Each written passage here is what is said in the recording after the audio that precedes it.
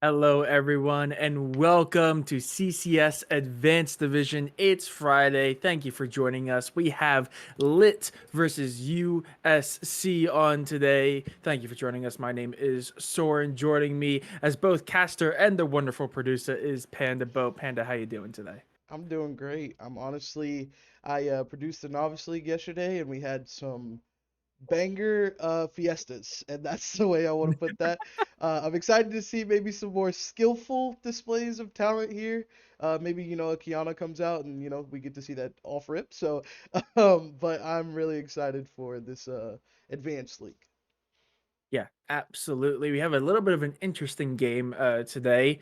Doesn't seem like there's all that much on the line. We are in, I believe, the second to last week of group play. So it's coming down to the wire, but both of the teams that we're watching today are pretty much locked in. USC is technically fighting for that second spot, is possibly still in contention, but I believe it's CB Nebula that is currently in that position and has been doing really, really well recently. So would not be expecting if that did not shift all that much, but they're still fighting for it nonetheless.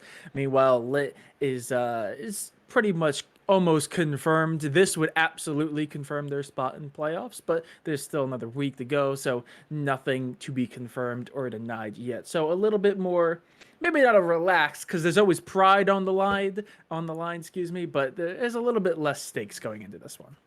Yeah, but whenever you play with such a emotion, such a pride like that, you always want to win a game. No matter if you're second, Oh, of last, course. whatever, you just want to come in and win.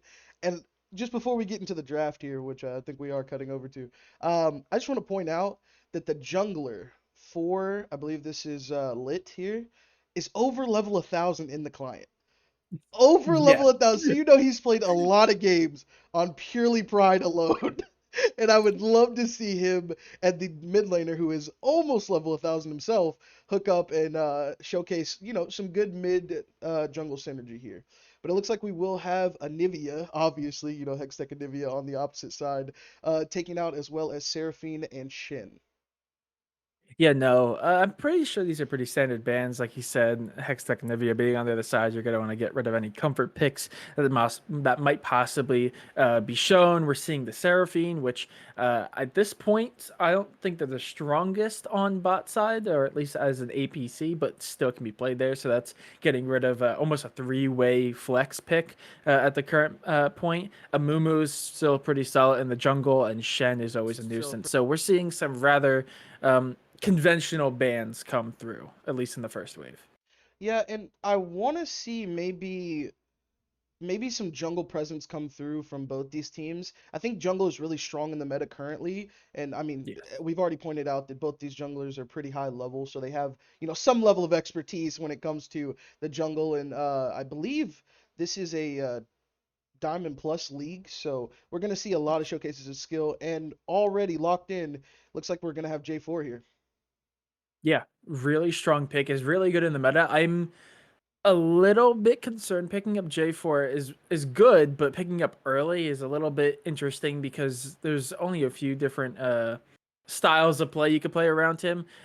Usually a more front to back composition, so I feel like that might be showing hand a little bit here, especially in the early stages of this draft.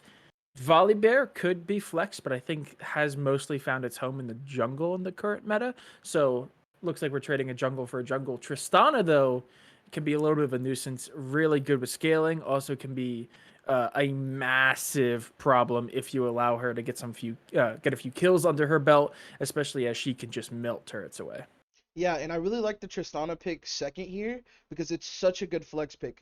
Un, Unusually it can go top, but normally you see it in mid and ADC. And if you're really, really spicy, you can put it in jungle, but I doubt we see that coming out.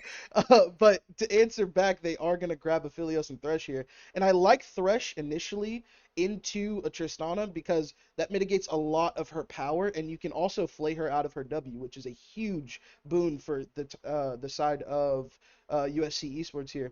However, I don't like the synergy with J4 initially. You have a Philios ult that goes well with J4. You have a lot of contact that you can make with Thresh, but you have two people who can now jump out of J4's ultimate. and you throw Emilio behind that, so it's going to be a lot harder to lock down anyone on the side of Lit now because they're going to have that speed, they're going to have that aggression, and I do believe Emilio is open, so we are getting a question about that. I do believe I'll hit up the wonderful TOs and see if that actually is the case. But they are looking like they are going to be picked up regardless. So at the moment, we're going to go with yes. We'll hit up. But that is going to be both the bot lanes pretty much secure. I still am a little bit concerned. I actually have not seen much Milio played quite yet. I think this is actually the first time I'm casting with Emilio in lobby, so this is at least going to be an interesting game for me. But the Tristana flex is still very real. That still can go into the mid lane, and if that is the case, I do believe just even a slightly more range champion, I think like a Caitlyn, could be really strong against the Philios and Thresh, which is looking a little bit more closer ranged and more front to back, so it could easily be poked out. I don't understand the Ornn ban here. I think Ornn for your side is actually a really strong laner and can help you bridge that gap into late game because he is sort of decent at all stages of the game. But Milio was played yesterday in our the first game of the series in the best of three, and he absolutely shined. Like everything that you could possibly want out of Emilio, he perfected that, and then he had the speed ups and the slowdowns while paired with the Sivir to be just so annoying. And you can never really get on top of him because he builds the Shurelya's and your team just moves at Mach speed.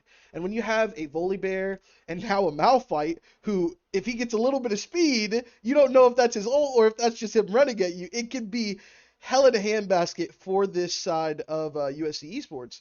And so I really like the Malphite. I'm wondering what they're going to match into it. But with the Udyr lock-in, this could also be a flex, having J4 go top now.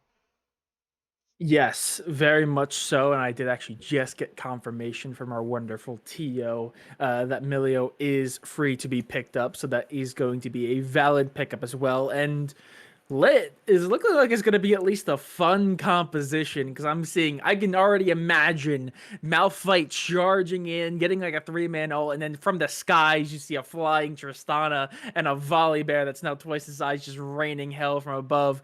It's definitely going to at least be a fun composition, and it looks like we are going to see that flex. The Tristana is going to be ending up mid. Um, possibly? Ooh. So Possibly? this is going to be a heck of a Okay. wombo combo. Ah, no, we didn't see the Yasuo. Unfortunate. But I do like the solution pick. You get a lot of aggression in lane against this Thresh and Philios. If Thresh goes that glacial build that most Thresh like to take nowadays, if he misses that hook or the flay onto the Lucian, that's free damage coming out of the Lucian, which most of the time they take I am blanking on the one. It's where they get the true damage. Um, Not sure, but anyways, he takes that and it makes his initial burst much more effective. And with a mobile ADC like Aphelios, they can get you in a lot of trouble when you have Milio backing up a Lucian. Yeah, absolutely. And that is going to secure the draft.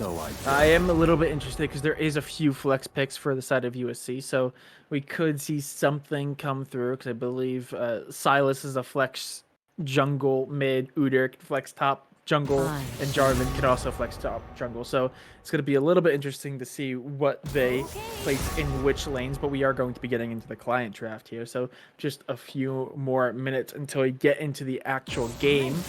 And this has become a standard for me, at least. I'm always interested to hear the colorcaster's perspective because now that we've seen the full draft for game number 1, do you have any predictions, maybe even a game prediction, or even if you're a crazy mad lad, have any series predictions? My prediction is first blood will happen in the mid lane. And we see because of the picks, Udyr is going to be going top here. So it doesn't change my prediction at all. I still think these mid junglers are gonna hook up here and gonna be a lot of chaos around this mid lane. But I'm interested to see how that top goes. Yesterday we saw Malphite absolutely dismantle a Gangplank up in the top lane. I mean, like, solo killed him 3 times before 15 minutes. Was absolutely crazy. Shout out to Slappy over Some here. Udyr. He just absolutely destroyed. But Udyr's a little bit tankier. Definitely somebody who can fight more, scrap more. So I want to see how that lane pans out, and I want to see if Malphite is able to essentially carry his own in that lane because Udyr can be You're very scared. oppressive. Good to know. Yeah, absolutely. Though at the same time, Udyr can be a little bit one note. I mean, pretty consistently has been one of the best champions in the game, but because they are so one note, especially in the jungle, most teams don't pick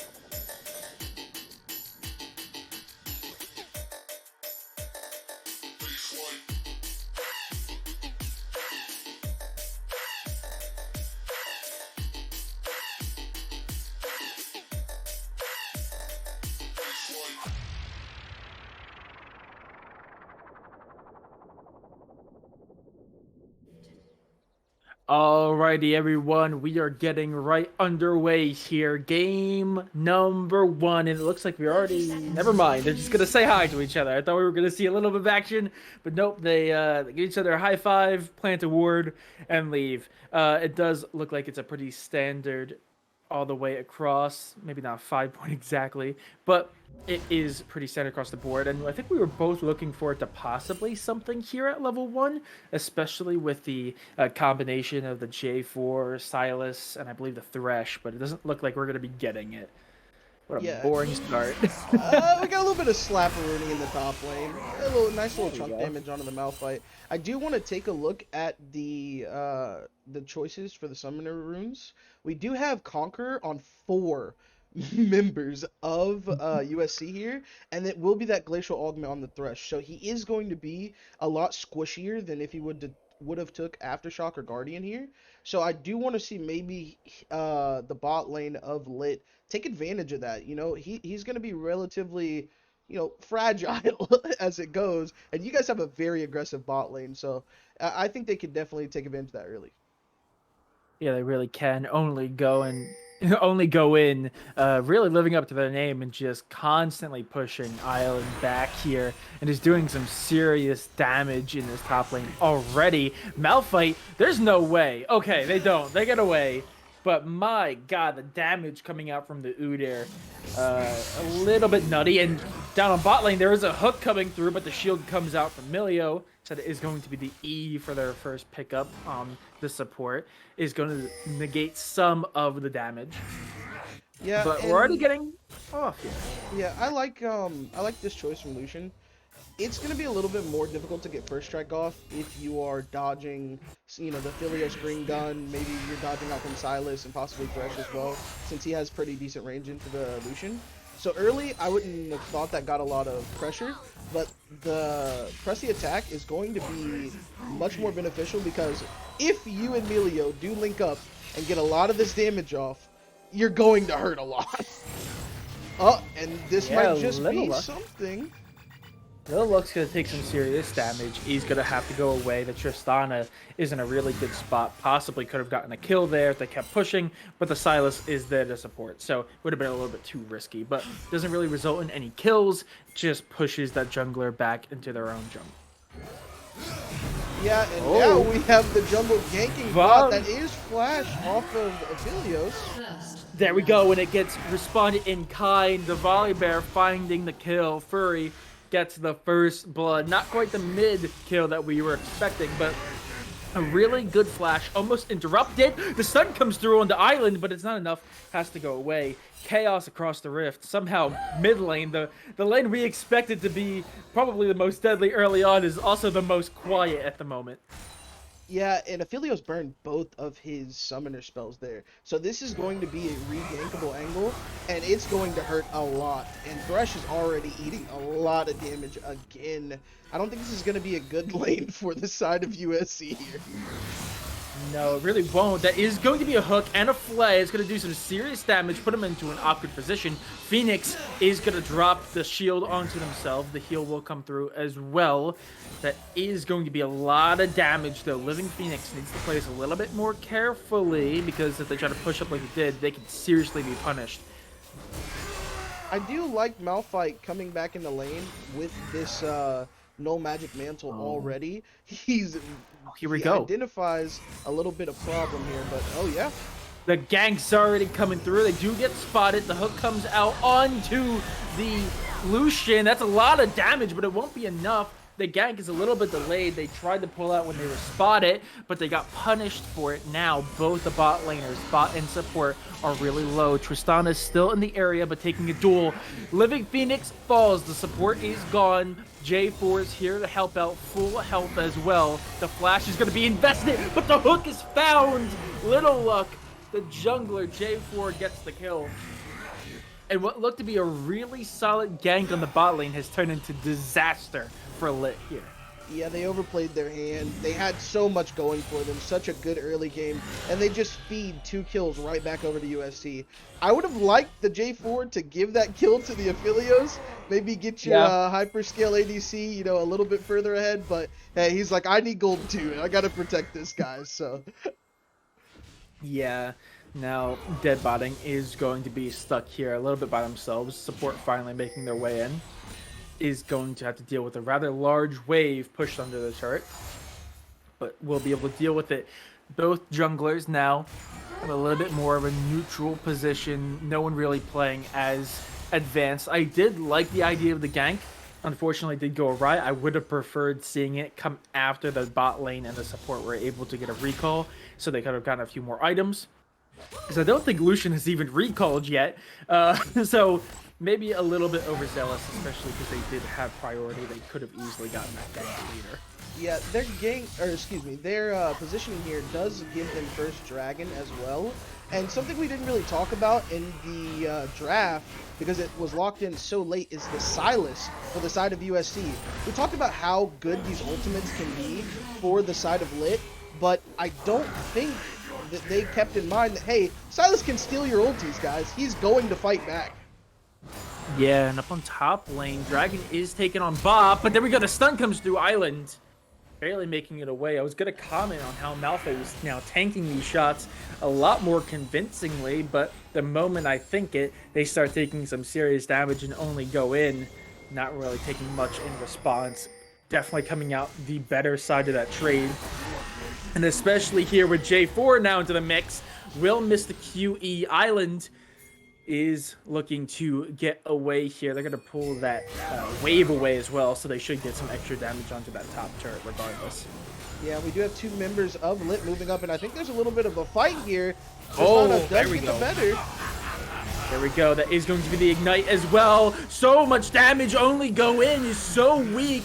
The J4 is going back in for the kill. Should get Island. There we go. But is weak themselves. Being chased down by Furry here. Is going to get hit. Stun comes through. And Tristana now in the mix. That should just about do it. There we go. Goat secures the kill. I believe that's a 1 for 2 now. As we now level up the kill count across the board. Yeah, Tristana picks up 2 kills on that roam, and again, they're just trading blows like heavyweight fighters. They really want this aggression towards both sides of the map, it seems, as Furry has made his way across the rift. You know, he was bought just a minute ago, and now he's back up top to help his Malphite out. Good rotation, but Tristana's the ultimate winner on that one. She now has 2 kills. Probably is going to be able to finish a Noon Quiver after she backs, but it looks like she's looking for turret plate stop. Yeah, and she's gonna do some serious damage to that top lane turret as well. She got a solid couple seconds there, completely uninterrupted. Now we're back in a much more neutral game state. Blue side jungle is just about to be fully up practically, and there is a bit of a gank. The Thresh Lantern gank comes through, and the Lucian has nowhere to go. Living, oh, sorry, not the Lucian. Milio falls there. My apologies. Living Phoenix can't really do much in that situation. They do get the Lucian away, at least. I want to talk about those Thresh mechanics there. For all the people that are support mains out there, you just kind of like smiled, a big old smile, because Thresh lanterned in J4, then flashed forward and flayed. And Fern might just die. Okay, No, he gets no, out no. safely. He gets away, luckily. Yeah. Just to continue the point, he flashed forward and flayed Milio away from Lucian, and got so much of a cutoff that J4 was able to flag and drag over the top. That was just a beautiful, beautiful couple of seconds of League of Legends. Yeah, really good understanding of the game as well. Very good mechanics. And now it seems like we're back in a position. This Tristana just roaming around the map practically as much as she pleases. Silas is in a pretty good spot. Hasn't really fallen behind Goat per se, but Tristana with 2 kills under her belt is becoming a real nuisance pretty much everywhere. Junglers clearing out their jungle. No major ganks coming through quite yet. There's nothing that is visible, but that's going to be a lot of damage immediately going on to Island. Only go in again, just practically hitting the W key, and there we go. Thresh hitting the hook, gets the play, gets the wall as well. They tried to ult out of it, and they can't. Psycho killing spree, 3 under their belt now. My goodness, that is such a bad moment for the Volibear. He tries to ult out, gets stuck, and this Thresh is really paying off. Glacial Augment and all, and Tristana's in some pressure. She's in a lot more than just pressure. She's in some serious trouble. Gonna get ulted there practically for no reason. I mean, secure the kill, I guess, but that is going to be the first kill onto that Tristana, practically shutting her down. I don't think it was actually worth any money, but it will be of help. And there we go. Rift Herald gets dropped. Golden down on bot lane, but the ultimate is invested from the Lucian. Can they secure it? They're gonna try. They will. And support for support, absolute mechanic for absolute mechanic. Thresh lands the hook this time after taking a huge chunk of damage from the Lucian. Emilio immediately ults, cleansing that Thresh hook. And then he has to go into stopwatch, but you leave your poor Aphelios in a 1v2 with a double buffed Lucian. That is going to be a dead time for your ADC. And that's going to be a huge boon for the Lucian as well. Yeah, absolutely. That should be Dragon. But J4 is in the perimeter, and that's actually going to push them to pull this out of its pit. They're now going to get pinched in on here. One on either side. They need to take it. They will take it. But now the full team is here. The Thresh hook does miss. They're doing some serious damage. One falls immediately. Dead botting. Really weak, has to find a way out, will do so. The Tristana flashes over the wall to save themselves, and it's a 1 for 0, or in fact 1 for Drake at least. And is he just gonna? No, okay, he won't find it. He won't find anything there, unfortunately for him. But they do get a decent trade there. I won't say it's just an outright win because they did manage to lose a player there, but stacking drags this early in the game is actually a huge boon for them.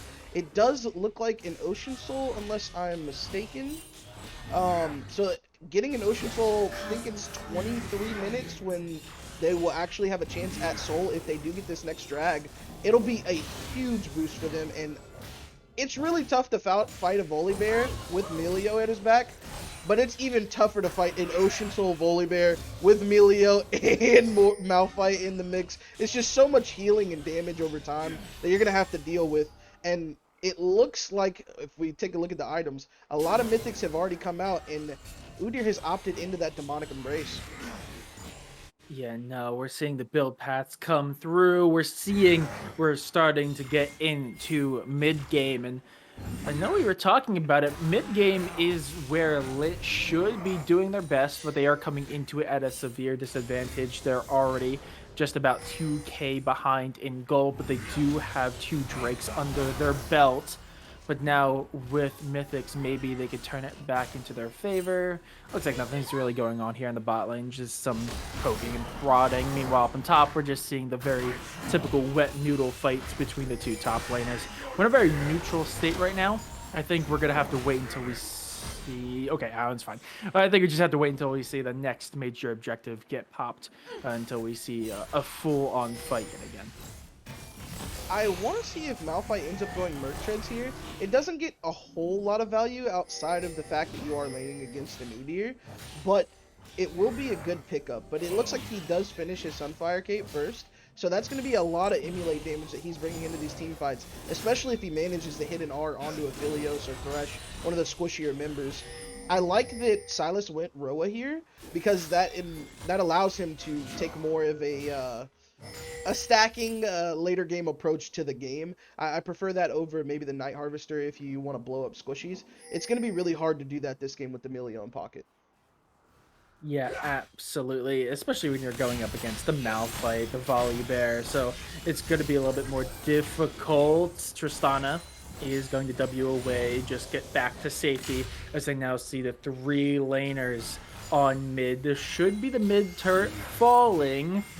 There we go. That is going to be it. It's going to go to the Thresh a little unfortunately, but regardless, that is the first turret to drop. And does Thresh get caught out here? No, it doesn't look like it. They're just going to take this blue. Never mind. They're not going to be greedy. They're just going to back away, but they are in a really awkward position. The bot laners are here now. The Thresh hook comes through. The ultimate invested. Cataclysm comes out. Malphite ultimate finds 3. There's so much movement. It's only 1 for 0 right now. Skio, the Malphite ultimate reinvested by the Sylas this time. 1 gets melted away. 1 for 1. Make it a 1 for 2. Shut down. There's so much damage on the board. Red side lit, running for their lives. They need to find a way through, and it looks like they just might be able to squeak by with 3 left standing. I believe that's a 1 for 2 trade going into the favor of USC.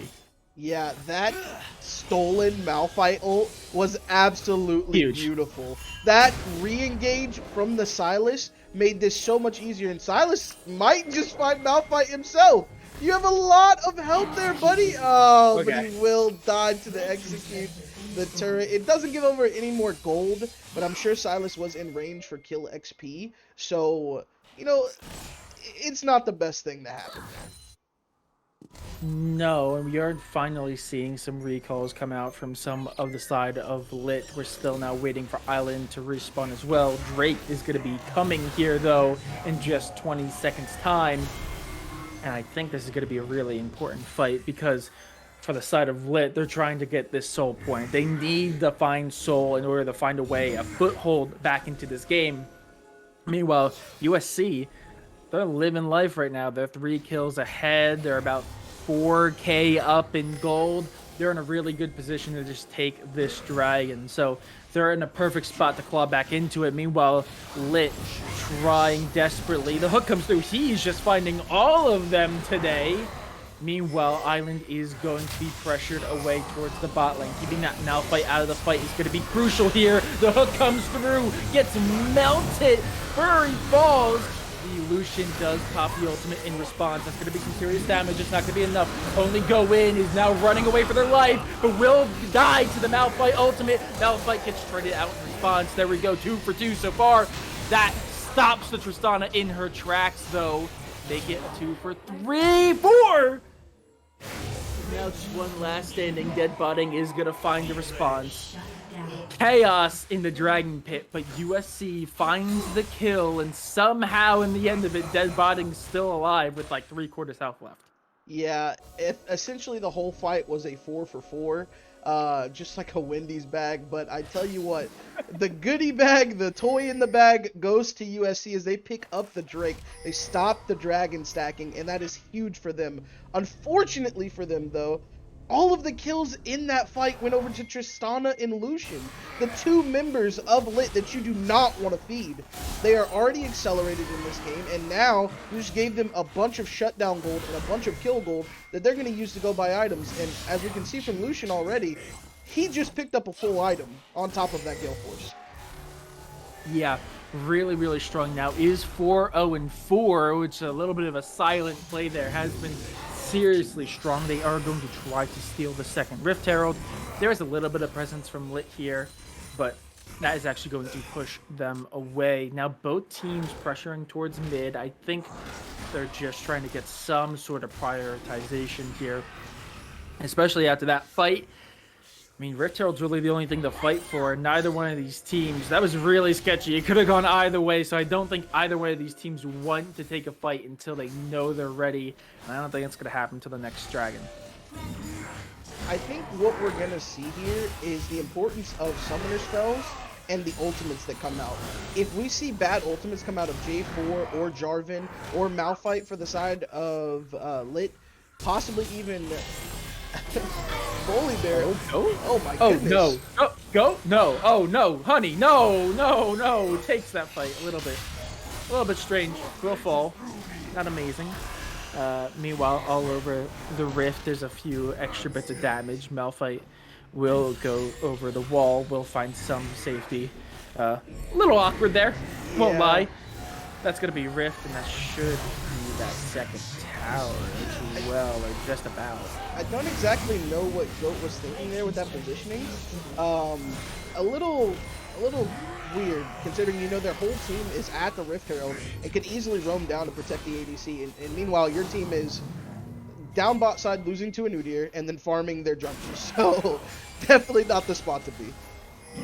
Yeah, no, it's not amazing, but we are seeing Baron get pinged in chat, or at least on my screen I'm seeing it. So this side of USC is aware of its presence, and they're in a position now, especially after taking that extra turret, they could try to pressure it, but Dragon is going to be up here in just under 2 minutes. We are just going to see a mass recall, as a lot of these players can start buying some serious items, start picking up second, third items on the board. Are going to be some huge power spikes. Yeah, so some very important breakpoints we have here. We see a stopwatch come out for the Sylas, and he's at 8 out of 10 stacks on that Roa. When he gets the 10, it's fully stacked, and he gets so much more of a boon for that. So I think his second item is actually going to be Zhonya's here. I like the Saris, but he's going with a little bit more offensive build for the fact that he's going to be in the middle of the entire team. But we do see Black Cleaver as well picked up for the J4, so he's going to be shredding both the Malphite and the Volibear even more now. My lord, just looking in chat to see all the different items that are getting picked up, and it is going to be a little bit of a nuisance as they all just hit some serious power behind them. Was a quick break there. It looks like maybe an issue with the ADC, but now we're going to be going into a pause. I think that is just a momentary freeze after the pause. You know, you gotta kind of take a step back, relax. When you're on the side of Lit, you're like, okay, it's not that bad. We still have Dragon stacking. We can do this. We have Malphite. We have Wombo combo. We got this. And for the side of USC, they're like, we just got to stay on our game. We're coasting right now. We have this in the bag. Let's just keep playing our game and forcing them into the fights that we want to take and not letting them run us down. Yeah, absolutely. And we're seeing pretty much the normal state of play here, as we've been seeing practically the entire time. This Malphite and Udyr, even when they try to switch over to different lanes, they're not allowing each other to get any sort of advantage, keeping each other preoccupied even during the team fights.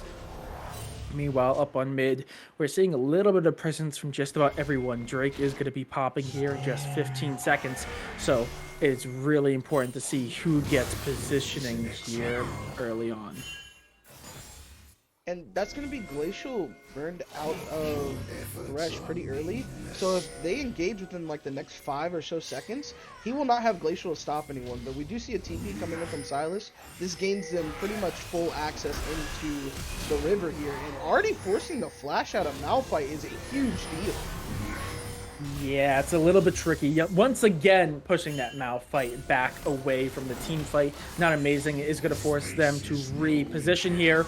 We got a 5-on-5. Everyone is here for the party, and we see it there. The Silas finds the Malphite. Oh, Malphite gets pulled in. Is going to tank some serious damage, but has to run for their life. Is going to get pulled back in. Tries to go through. Doesn't find it. Damage coming out. Ultimate investment from Volley Bear. There's so much damage, no kills yet. Dead botting finally falls for the first time this game, and now Lit, they have to run. Milio pushes them back from the running Volley Bear, but there we go. The QE from the J4 finds the kill, and now they're going hunting. They found 3. Psycho's gonna go start the Drake, and USC dominant as they've taken what little lead they got early and are now going to take it into the mid to late game, and they're going to secure both the Dragon and Baron in this fight. Yeah, and we see that they are getting so far ahead as objective bounties do come online now for the side of Lit.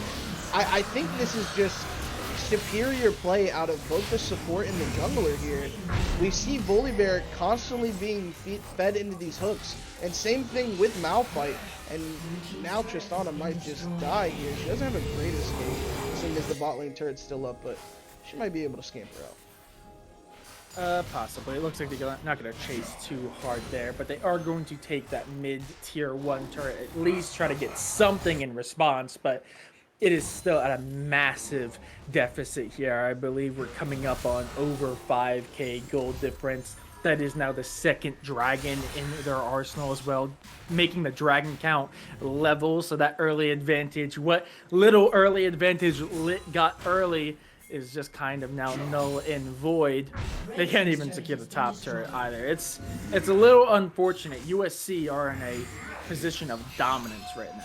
Yeah, and when I talked earlier about the dragon stacking and how beneficial that could be for Lit, if you have 2 of the same dragon, it doubles any stats from, obviously, from the first dragon, but it also feeds into the soul. If you get all 4 stacks of dragons from an ocean soul, you are almost unkillable with the way you regen health in team fights, and they are already owning the team fights as it is on the side of USC, so they are going to take off with these 2 under their belt. And I only see health cut out of 1 member from the side of Lit, and that's going to be a Bramble Vest on the Volibear. That is not enough at this stage when you've been getting hooked constantly left and right, and it looks like he's looking for another one. He does find it onto the Malphite, but there won't be an engagement yet. No, nothing quite. Won't even be a significant amount of damage, but that should be, there we go, it's at least the first turret in base down. That should also be the inhibitor secured, and Lit really can't do all that much besides just watch them do it, because they're not in a position to do anything, especially as they have that Baron buff still on hand. They're just going to try to clear out these super minions, as well as try to deal with some of these pink wards that may prove to be more of a nuisance late in the game. Furry, maybe taking a little bit of an overzealous push there, but nothing will come really out of it. They're just trying to protect base at this point. Yeah, and I like the way that they're feeding into this base attack here. They have Udyr, probably the fastest person in this game, sans like speed ups and you know, movement speed buffs, just funneling in this mid wave here, creating that pressure. And while they take this bot turret with this buffed up cannon minion for the Baron, and they're doing a lot of damage on this turret, almost enough to possibly just take it down with the 4 of them here. Udyr did reset and decide to go top here, so it will be a 5v4 if a fight breaks out. Yeah, it will, but even in the team fights, Udyr hasn't been the big key player. They just haven't found enough damage onto USC to really cause any concern. So even in this 4v5, it still almost certainly favors USC. But now that is going to be a killer. Looking at the timeline, it's just blue across the board. In the last, maybe 10 minutes, I'm seeing 5 turrets get dropped, a Dragon, a Baron, and an Inhibitor. It's looking a little bit dire, and at this point in the game, Dragon's going to be back up in a minute 30. I don't think Lit has really made any sort of response to try to claw themselves back into this game. I don't think they've really been given an opportunity to. So unless something drastic here changes, maybe find an early kill on the rotation over the Drake, maybe try to pull an item out of their back pocket. I don't know, because it's looking a little bit dire, and I can't really see a way for Lit to pull this one through. Yeah, honestly, as a color caster, you're supposed to talk about maybe the avenues you can find, but Tristana getting caught out here is probably the opposite of that, and absolutely snatched out of the air by Thresh. No need to even talk about it anymore. She goes down. They give the kill over to the ADC to add misery to this poor Tristana's life, and you're just looking at an absolute slap here. I think maybe if they can ace every team fight for like 2 or 3 team fights in a row, you might find Lit back in this game, but right now they're down significantly when you're talking about gold, when you're talking about items, and just momentum in the game, which plays a huge part, because look at where their team is. They have their top and jungle all the way top trying to get some gold back with this turret here, but meanwhile their bot inhib is being absolutely destroyed, and drag is up in 2 seconds, which they're just going to run there. It's looking very dire for Lit. Yeah, no, and it's looking even less amazing when you also realize that Baron is up in less than a minute. This team fight needs to be practically perfect. Luckily, Tristana is up just in time. They delayed the dragon just a little bit. But they're going to be able to secure this Drake and immediately go and put some pressure on to Bear. Oh, Island is getting melted away on the top lane. Oh my. That's not amazing, especially as they're now running right into the line of this team.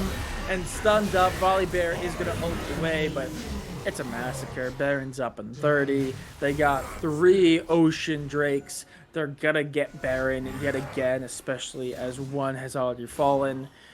I think it's a matter of time rather than trying to find any avenues at this point. Time after time after time, we've seen he hit these amazing hooks. He has just been the player to watch. Is everything that we thought coming into the game, how Lucian Emilio could just take over bot side and how squishy he would be, and like everything that I basically pronounced at the beginning is completely null and void because of the way he's been piloting this Thresh.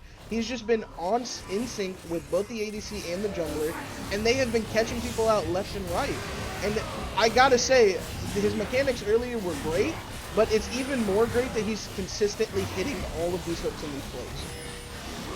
Absolutely, and that's going to be Baron drops, and I was going to mention it, but you're absolutely correct. He is causing a massive impact and really making this team composition work at a fundamental level, because almost every team fight has been started by a Thresh hook.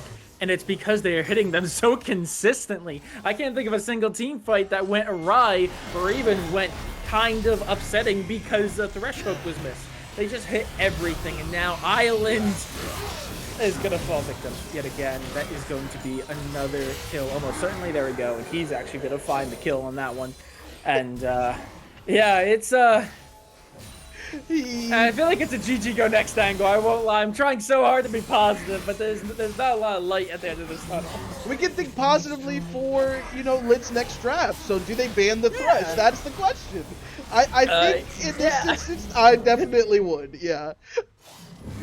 Oh, if they hit that, that would have been ridiculous. No, but it is going to be top turret.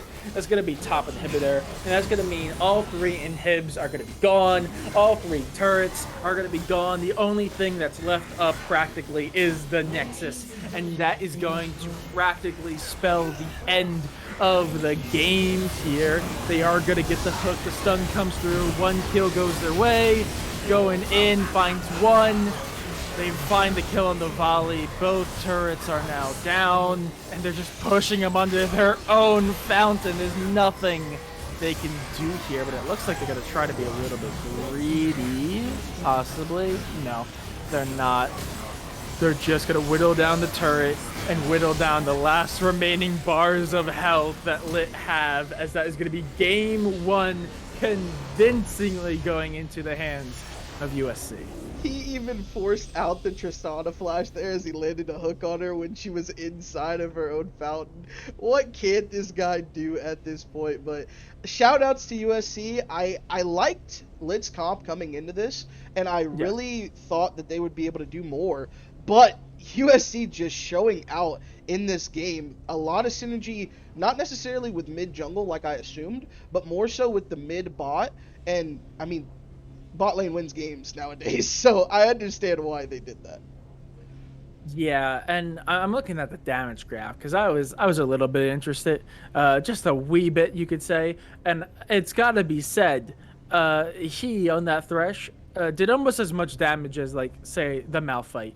Also did more damage than the jungle Volibear, which sure was going tank, but it is still Volibear, still has some serious damage behind their kit. I mean, it speaks loads. It just was a very convincing win for USC. But I think we've said that enough. Honestly, we've said it so much. It was the entire game. It was hard to stay positive for Lit, but we are going to try to keep it positive. As you said before, look forward to the draft because this is a best of 3 series. That was only game 1, so don't go anywhere. Lit has a second chance to pull themselves back into the series in game number 2. We'll be back in a minute.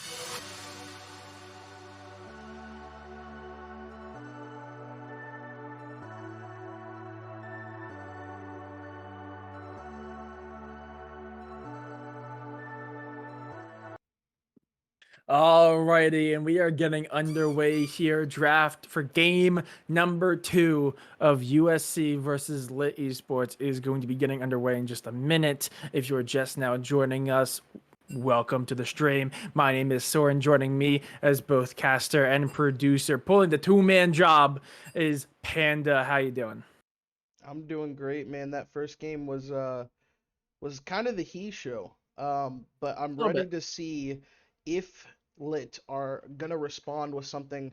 Maybe, just maybe, it will be a jungle diff as they have swapped in King Clifford for Furry that just played on that Volibear.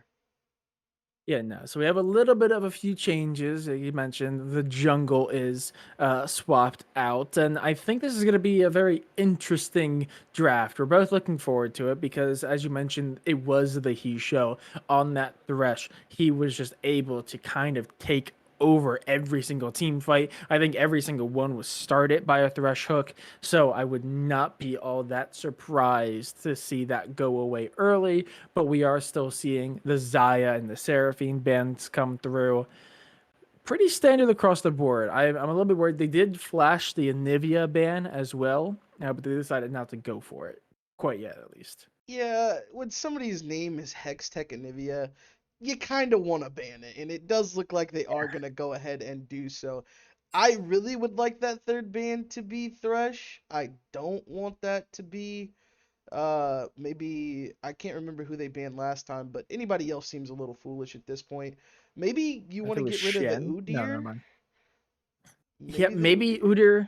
Udyr was a really big nuisance, actually one of the biggest damage dealers on the team. Um, I'm a little worried because there's a real possibility USC could pull out a very similar comp and just kind of dominate again.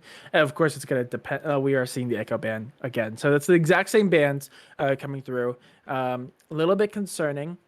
I don't know how particularly well the matchup would be, but I know they're both a little bit more shorter range. I almost would have preferred seeing them pick up Azaya maybe, especially as they were going up against, an Udyr, a Silas, had a little bit of tankiness behind him, so playing that more front to back composition maybe would have been a little bit more beneficial for them. But instead, they're going to favor banning that Zaya anyway, and they're actually going to pick up the J4 themselves rather than give it away to USC this time. Yeah, so immediately draft adaptation coming through, they are going to steal that away. I would like to see what Little Luck is going to take in opposition now. Maybe he just does like the salty reverse run back and grabs Fully Bear himself, like, hey, this is how you do it, even though it's not the same juggler in the game. That'd be, we talked about pride earlier. That's a hit on your pride if that happens to you. But we will see the Zeri locked in already early for Psycho, or excuse me, Skyo. He does like these late scaling ADCs. His Aphelios was pretty impressive. It did help that the Thresh was there, but we will see Rakan. So a lot of engage and a lot of team fight already.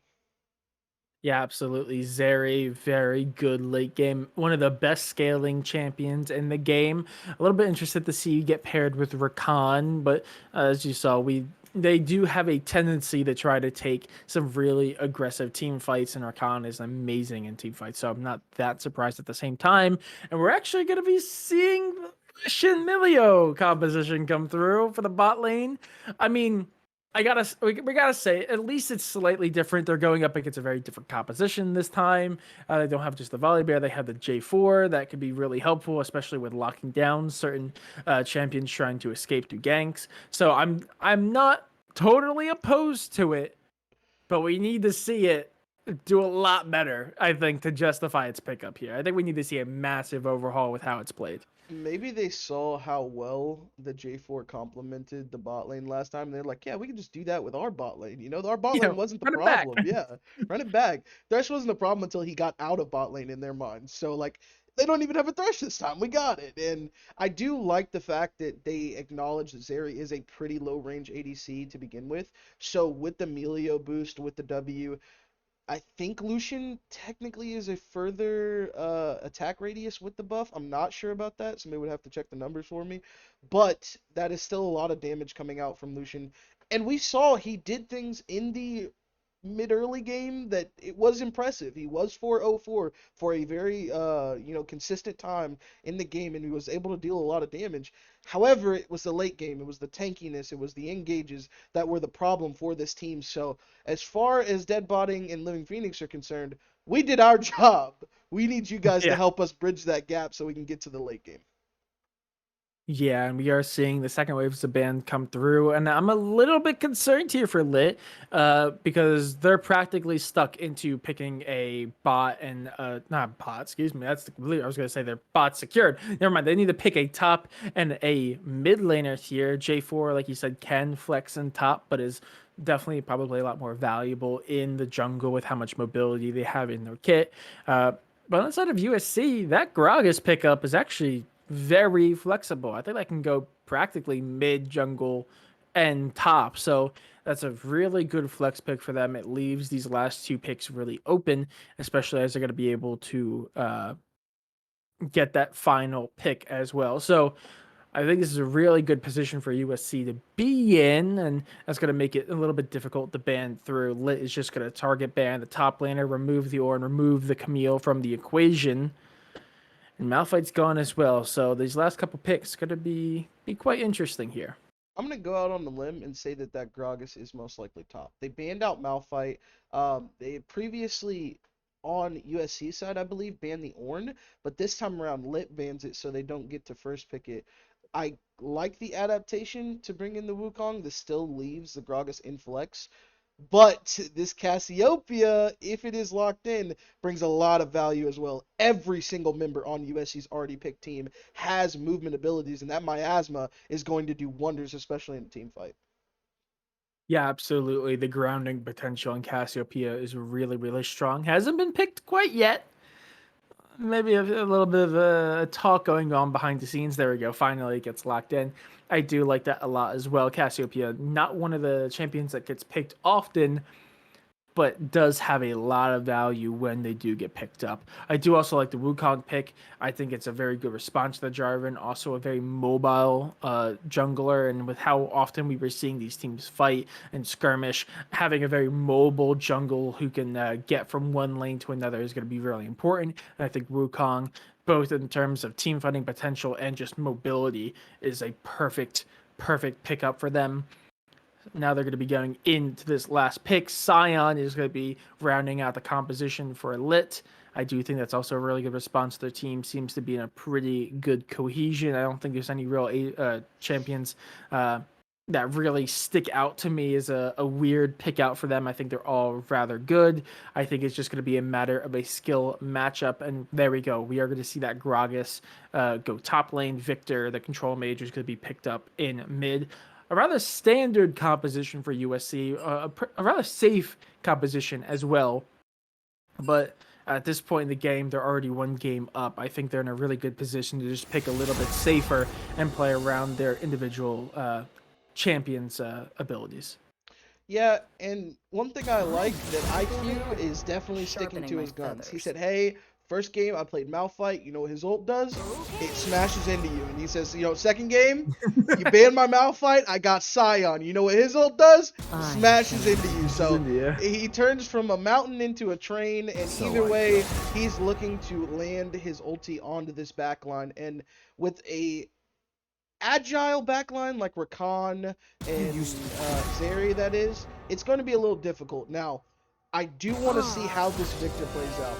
It is a decent matchup into the Cassiopeia overall, but in late game when these team fights come around, it is going to be really hard for him to play this front to back. You're going to have a lot of engage from both the Wukong and the Rakan, and it's going to be good for you. However, Scion can be unstoppable. The Miasma can stop you from moving. Milio can speed them up and either to go forward or run away, like we talked about with the Shirelias before. And then Jarvan, if he gets on top of you, you're either going to have to burn Flash or you're going to be inside of a Cataclysm, which can be a problem for you because that's just free stacks, or excuse me, free snake bites for the Cassiopeia, and she has pretty good range comparatively. So I want to see Victor pilot this, or excuse me, I want to see Hexaconivia pilot this Victor very well in this game, or else it could just be a loss for USC. Yeah, absolutely. I'm really worried about the immobility as well behind Victor. Really good control mage, does some serious damage, especially late, but I can already see the grounding from Cassiopeia and then a QE, the flag and drag from, oh, sorry, Jarvan's on there too. Oh yeah, sorry, I'm lost in my own world. And the flag and drag coming out from J4 coming up over the wall, and Victor just can't do anything about it. So I can see it. I can see the dream for Lit. It's just a matter if they can make it a reality, because we are going to be getting underway here as the last picks are coming through before we go into break. Before spectator delay, I'm going to do it again. I'm going to ask you one more time. Any predictions here for game number 2? Do you think we're going to a game number 3 perhaps? I don't know, but last time I predicted that mid lane would be where first blood happens, and I just want to think this time that Only Go In is going to try to slap the Scion. I think that last time he did very well at it early. Maybe Yeah. Gragas just gets a little belly bump onto the Scion and he trades it away, but maybe a Cask as well. I think he's probably going to be the one to take first blood, as it may be, for health, that is. Absolutely. We'll be looking forward to it, but we are going to have a spectator delay here in just a minute, so don't go anywhere. Game number 2, Lit Esports are struggling to stay in this game. Will they make it the game 3? You're going to have to find out and watch after we take this short break. Don't go anywhere.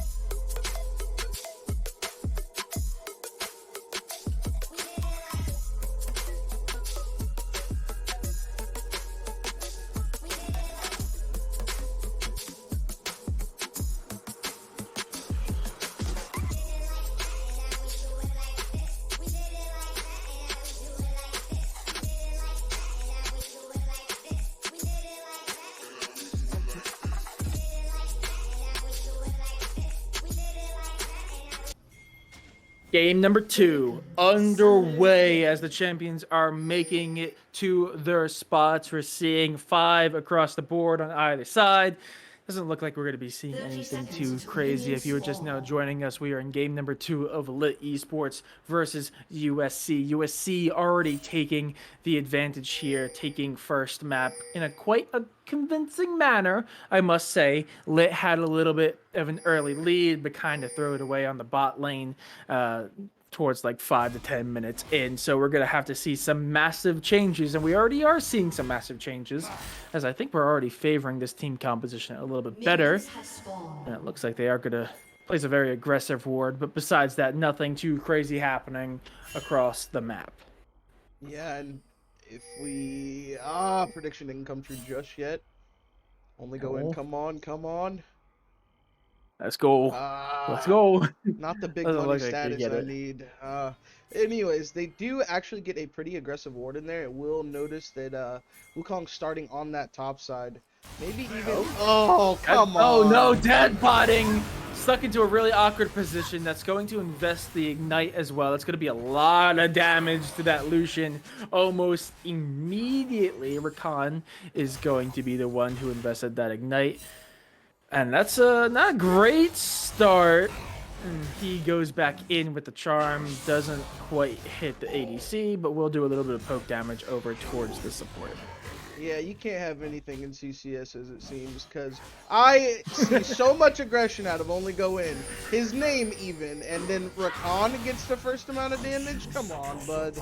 But I will say, a huge exhaust burn off of dead botting already, and I flashes the thumbs up on the unfortunate belly flop there. It's going to be a very tough lane whenever you get ignited early, because that ignite usually comes back up around that 3-minute and 30-second mark, which means that he is going to look for an all-in around level 3 or 4, and it could be very deadly. Even though Zeri is not a good early game champ, just the combo of the damage and CC that they can get across can be lethal. Yeah, absolutely. And we are seeing a little bit of damage getting traded up in the top lane. Neither jungler in a really position to help either top laner, but both are down by bot lane. So both could cause probably an early gank here. We saw that play out very well to the beginning for Lit, but at least very well for both teams at different points of game number 1. So I would not be surprised if we see a heavy lean here, but doesn't look like we're going to get anything in particular. Wukong actually going to counter jungle up towards mid lane. And this is a good opportunity for Little Luck to take a little bit of advantage here. He does actually get the full camp while J4 has to shadow his lane. And that's all because of the pressure that he and Skyo got early with the Ignite down and the W on. And now a huge chunk out of Little Phoenix as well. That's just good trading in lane. Yeah, I don't know why Little Phoenix pushed up that aggressively. A little awkward. Just kind of went way in front of their ADC there. Don't know if they think they're playing a tank, but they're not. But that is, like you said, a large chunk getting taken away from Little Phoenix. And I would not be surprised if we have to see a go back here. But Little Luck is actually nearby. They are going to spot him with the ward, but the airborne comes out from the Rakan. Little Phoenix barely making away with their life. And there we go, Deadbody makes it out too, but my god, the damage is both at the back. And again, an early summoner burned off from both of the bot laners. Exhaust should be coming back up soon, but so is Ignite. If you guys catch this Melio out like that, which a great job of scaling towards his teammate from E, you might just be able to kill, like Gragas might just be dead here. Yeah, I think that's it. Nowhere really to go. That is going to be first blood to the Scion. That's a really good start for Lit as they immediately get that first kill. That's kind of what we saw in game number 1 too, though. So I'm not getting too hopeful yet, but right now Lit are playing this a lot better than they did game number 1. Yeah, and I think that might have been IQ calling for Clifford to come top. He's like, hey man, this guy bullied me all last game on Udyr. I just want a little bit of revenge. How about you come up top, give me like 30 seconds of your time, and then we'll get to fighting here. And it looks like they're also gonna fight for this Drake. Yeah, a It's little bit of those. 4v2 right now, so I don't know if they want this. Yeah, it's a little bit of a skirmish, but the Rakan does not find the airborne. Does, however, get back to their team. They are going to pull away, and that's actually going to give way for Drake to go to lit here. They had the advantage, including the man advantage, but that missed Rakan just unfortunately did not set them up for the right plays. And I think they just didn't know where Cassiopeia was. You should have guessed that she was on a back there, but it's better safe than sorry in USC's situation. They're like, it's not the end of the world if we give over one drag. So they did eventually back off. I don't understand why he forced his flash out there. He had the blast plant right underneath him and could have easily just went with the blast plant. Oh, but Goat might just get a Whoa. kill. Oh, the Flash is going to come through, though. They are able to get away. That's both the Flash and Ghost invested. No kill to be found, though. So, very heavy investment coming out from the Cassiopeia, but nothing in response. Little Luck is there. Is going to get pushed back for the Milio, but it doesn't really matter. They find the airborne. They find the kill on the Little Phoenix. Dead botting needs to run away for their life. Will they invest in it? He's ignited. Do they have the damage? I think it's just short. Oh. It's just short. Oh, that's a huge barrel. Knocks him under turret. Meanwhile, Hextech and Nivea running for their life is just going to get chased down by the flag and drag. Clifford finds that kill in response. Now he kind of stuck between a rock and a hard place. He's just going to clear that ward. A lot of damage, a lot of kills. Somehow it does end up coming out 2-2 at the end of all that chaos. And it looks like we have a little bit of a tech pause here. Yeah, I'm not sure why they didn't aggress one more shot on Deadbody. They could have assumed that it was just enough to kill him, but it wasn't. But, I mean, you guys had 3 men able to rotate turret aggro. I would have just committed for maybe that last Q from Zeri or something along those lines. Nevertheless, they do get the kill on the Living Phoenix, and his flash is still down if Little Luck wanted to, possibly show up bot again. But now Lucian's flash is down as well, so you're probably going to turn either a flash away from Melio next gank, or you're going to just kill the Lucian overall, because he does not have a great way to escape. And we've seen these engages come out from Little Luck. When he hits level 6, they're only going to get better anyways. Yeah, I am a little bit worried for Lit here. One, because that Wukong is going to become a lot more deadly once they get towards the later game, but also the Wukong and the Victor were the ones to get the 2 kills for the side of USC. Meanwhile, it was the Jarvan and the Scion, who, don't get me wrong, they're great champions. They're really good in team fights. They create a lot of chaos, but they're not exactly your carries. They're not getting the kills onto the Cassiopeia. You haven't found anything yet on the Lucian, not even an assist. So it's a little bit unfortunate. I think they much would have preferred to find some kills, at least some pressure on the bot lane. Better than nothing, but I do think it's a little bit less than ideal for Lit. It's actually worst case scenario that the Victor was able to pick up that kill, because not only did your Cassiopeia blow both the sums, but Victor gets mega upgrades from takedowns. That's 25 stacks towards his evolve on his E and or his Q, whichever one he wants to go first. I would imagine the E, as that's how most Victors do play this lane here. But it looks like USC are going to pick up the Rift Herald here. King Clifford might have something to say about it, though. Yeah, we'll come in, put a little bit of pressure. Will flag and drag in. It is close to smiting rage, but they're just preferring a full-on fight here. The grounding comes out from the Cassiopeia. I do believe that he's actually going to be picked up by Lit as well. There we go, gets into the hands of the Cassiopeia. Meanwhile, Scion finds a double kill. The Rakan has to dash over the wall. Will be able to get away. King Clifford, despite jumping into a 2-on-1 fight, somehow survives it. That's going to be a 2-for-1, I believe, and they pick up... No, it's a 2-for-0, sorry. And they pick up the Rift. That went perfectly for Lit. Yeah, I don't think that could have gone better at all. As long as Deadbotting doesn't actually die to Skyo here, it's going to be an amazing trade for Lit. And that Cassiopeia picking up the Rift Herald is going to give her 2 plates at the minimum worth of gold, and you just see the 350 go into her pockets. And one of the best things about Cassiopeia, best and worst, is she can't buy boots. That's understood from the very first time you play her. You're like, hey, why can't I buy these? Oh, never mind, she has a tail. Don't know why it doesn't work on Vel'Koz, he tentacles, but yeah, maybe it's different for different animals. Hey, However, hey, gotta give Riot some credit. They're a small indie company, you know. exactly. However, this allows her to build straight into her mythic. So all of that money that she just got, all of the finances that have been levied towards her, the kills that, or excuse me, assists that she got, and the plate gold is going to go right into that mythic. And we see her backing now. Let's see how close to that mythic she actually is. And boom, Leandre's already There bought. we go.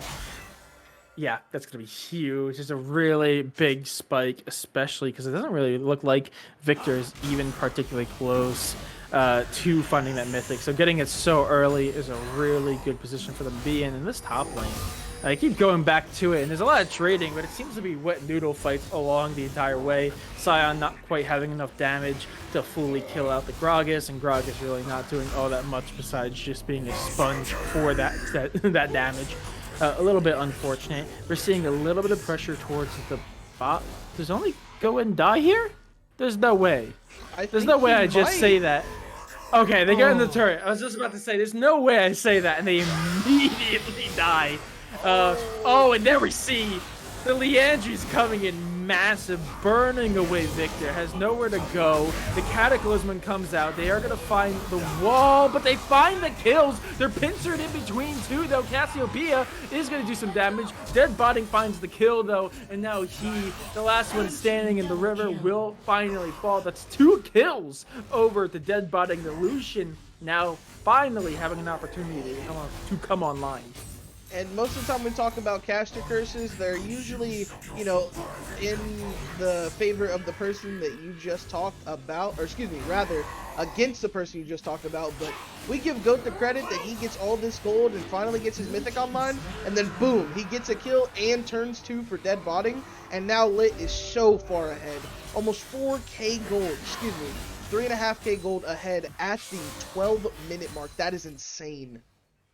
Yeah, no, it's a massive deficit because this time they are able to stack the Drakes, much like they did before, but now they're actually able to get the kills to back it up as well. Meanwhile, up on top lane, Island does finally find the kill, gets it under turret. That's a solo kill for Island, as they do have to flash over the wall, but they will get away. Wukong really can't do anything about it besides sit there and watch. Meanwhile, on bot lane, here we go, being pushed under tower. Lit is in a little bit of an awkward position as both are a little bit low, but it looks like they're both just going to prefer a recall, not give any kills, not give any opportunity for this bot lane of USC to get ahead. And I love the fire coming out of Lit this time around. They get absolutely kicked down in the first game, and they're like, you know what? Not anymore. They pick their picks. They decide, hey, J4 is the right pick for our jungler. We're going to bring in King Clifford, and we're going to change the aptitude of this game.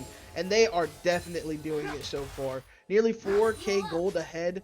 4-0-0 on IQ, who, I'm going to say it, had a difficult game last game. Not necessarily the best showing on Malphite, but he is showing out on this Scion. Yeah, more of a train than a mountain, it seems, as you put it earlier. But it really a massive change, showing a lot of heart, grit, and determination to stay into this series. Again, there's not all that much on the line. They are technically fighting to secure that playoff spot. So something a little bit more for Lit, but it's not like it's a make or break. Speaking of make or break, this could be it. A massive fight, a skirmish on the bot lane. The Airborne comes through. Living Phoenix is going to be able to survive it. They haven't done really any damage to dead botting, but here we go. It's a 4-on-2. Living Phoenix barely surviving. They're going to dive under turret, and they will find the kill. Dead botting finally getting taken out. Meanwhile, on mid lane, King Clifford's going to go under. It's going to be a lot of damage, but won't find any kills, unfortunately. Bot turret is very weak, and there we go. A pause coming through. Now we have the support DCing. A little unfortunate, but chaos along the rift. Lit set back a little bit, but it's not the end of the world for him quite yet. I actually don't know how much of a setback that was. We see 4 people come bot. Now, they did perfectly juggle that turret aggro so none of them end up falling, and they do burn pretty much everything in their kits to get deadbotting and get a decent kill onto him.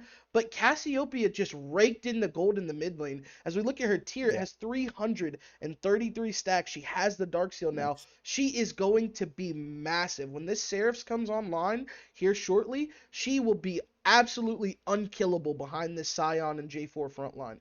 I don't even know if Dead Body needs to be the ADC, the playback scale kind of guy anymore. He literally has a Cassiopeia that's going to do everything for him, so he can just be gung-ho as possible. Yeah, really, this Cassiopeia could be a massive nuisance. They are just stacking up the gold. They are stacking up. I was going to say kills. They're not even really getting that many kills. They found that one solo kill onto the Victor, just kind of showing the Victor who's boss of the mid lane. It was a solo kill as well, so massive damage coming out to them. But they've just been getting a lot of assists. They've just been absolutely tearing it up and really just allowing the Scion still 4-0-0, the only one in the lobby with any gold bounty, and they have 450 over their head. So enough to show how much of a nuisance they have been themselves. It's looking rather good. I do agree. Lit is in a really good spot here. I'm struggling to see how else USC are going to drag their way back into it. I can only imagine it has to come through a massive win for a team fight, a convincing win, like a 3-1 or a 4-2, some situation. Yeah, it can really happen if Zeri is able to get off the ground. She's 002 right now, does have the mythic completed, so that is a good spot for her to be in around the 14-minute mark. But if we look at Lit's dragon stacking already, there's 2.5 minutes until the next dragon. It is a mountain soul. Zeri has probably one of the worst stats into a mountain soul out of any of the ADCs in the game. She literally hits like a pea shooter, especially onto these people like the Scion or the J4 after they stack a little bit of armor, if they get this mountain soul. This is a huge play for them, and I'm not sure why. Okay, there we go. It actually does come back in now. I do think that Island, especially when he ults into these team fights, is going to do massive damage and be nearly unkillable. Yeah, no, this is the perfect soul for Island. It's probably one of the worst for Skyo. Skyo also getting knocked up a little bit there from the Scion, but it's not all that scary. Just gonna push him back and force him to recall. Yeah, it's a little scary. It's a little scary for USC here, but there is still an opportunity that Mountain Soul will still be very nice, especially on, say, the Gragas and the Wukong. Not particularly tanks. Oh, I guess also the Rakan. Not particularly the best tanks, not exactly what you would think of, but at least it would add a lot of value, and it would seriously help during their team fights, and it could be used to help possibly counteract some of the damage that the Cassiopeia and the Lucian are doing at a minimum. So stacking up the Drakes are still going to be very important. Both teams, though, are putting a lot of pressure on Rift Herald, but that is going to go into the hands of Lit. They're going to get both here. Now, Baron going to be up in just 5 minutes after that second Rift he drops. And depending on where they drop that, it could be really scary. Here, Little Luck is going to get a lot of damage, but will be able to get away. But there's so much damage behind him. The Cataclysm comes out, sets up another kill before Jarvan 4 does get taken out. But Deadbotting finds 2 in that fight yet again. This Lucian, not even coming online, is fully becoming a force to reckon with yet again. Yeah, and Deadbody and Living Phoenix were like, yeah, like we said, game 1 was a fluke. They got the advantage on you guys in the mid game, so we're not too worried about this. And now IQ's like, hey, I want to scrap. Only go in. I may have no mana, but I want to punch you in the face. And he decides to just punch the turret down. That will be another turret for the side of Lit. And this gold just keeps ballooning. 30 seconds till Drake is up, and they are at 6,500 gold ahead at the 16-minute mark. This Cassiopeia is huge, as is the Lucian and the Scion, but at this point, you have to think it needs to be a full-out brawl from the side of USC. They need to find a bait bush. They need to find some sort of engage that works for them 100%, or else this game might just be over. Yeah, I want to point towards that top lane, Scion already having their Mythic and Sunfire Aegis. Meanwhile, Gragas hasn't even bought boots. Tier 1 boots, that is. So a little unfortunate. The gold diff really big coming into this team fight. There we go. Little Luck is going to go in onto King Clifford, try to take out the jungler as soon as possible. Though Zeri falls early. That's a lot of damage going away. Dead Body gets on a killing spree as they find one, make it two, and the Scion finds a double of their own. Little Luck went in at the beginning, is now the last one standing. Give it a triple kill to Island, double kill for Dead Body, and ace for Lit Esports. They secure the dragon. And dominance so far in this game. Somehow this is an even more dominant performance than what we saw in game 1. Yeah, I'm going to have to agree with you there. And I also want to point out, nobody of monetary value died on the side of Lit. Both the massive shutdowns are still alive. Lucian doing massive work in that fight. Cassiopeia also picking up, I believe, 4 assists out of the 5 kills that they got that time around. So a huge boon for them that even Cassiopeia, you know, doing amazing things, didn't have a shutdown. And now it looks like they're cracking open this tier 2 in the mid lane. Yeah, that's going to be turret. It's almost certainly going to be turret. Very, very unfortunate. And I think this is just a really, really good example of playing to your strengths. All right. Sure, Scion probably isn't the hyper carry that you would expect. But when you're 4-0 up going into mid game, at some point the strategy has got to shift. Put a little bit more emphasis, allow that Scion to go in, and you also have the Lucian. Both the players that they really want to focus on that have the leads, they were able to play off them and get even more kills, stack up that gold, stack up the money, and now they're becoming a true force to be reckoned with.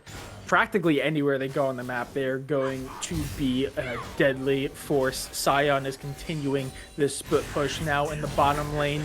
Victor's left to be the one to deal with them. And they're just going to run at them, and that's a lot of damage going on to Hextech and Nivea. Scion is going to invest the ultimate, is going to miss, is going to put him at a really low health. Hextech and Nivea is there, the rest of the team is. So this is very unfortunate, maybe a little bit overzealous here. But Island will fall. That's going to be a 700 gold shutdown as they try to chase after this jungler. They're just going to try to do what they can. They won't find anything.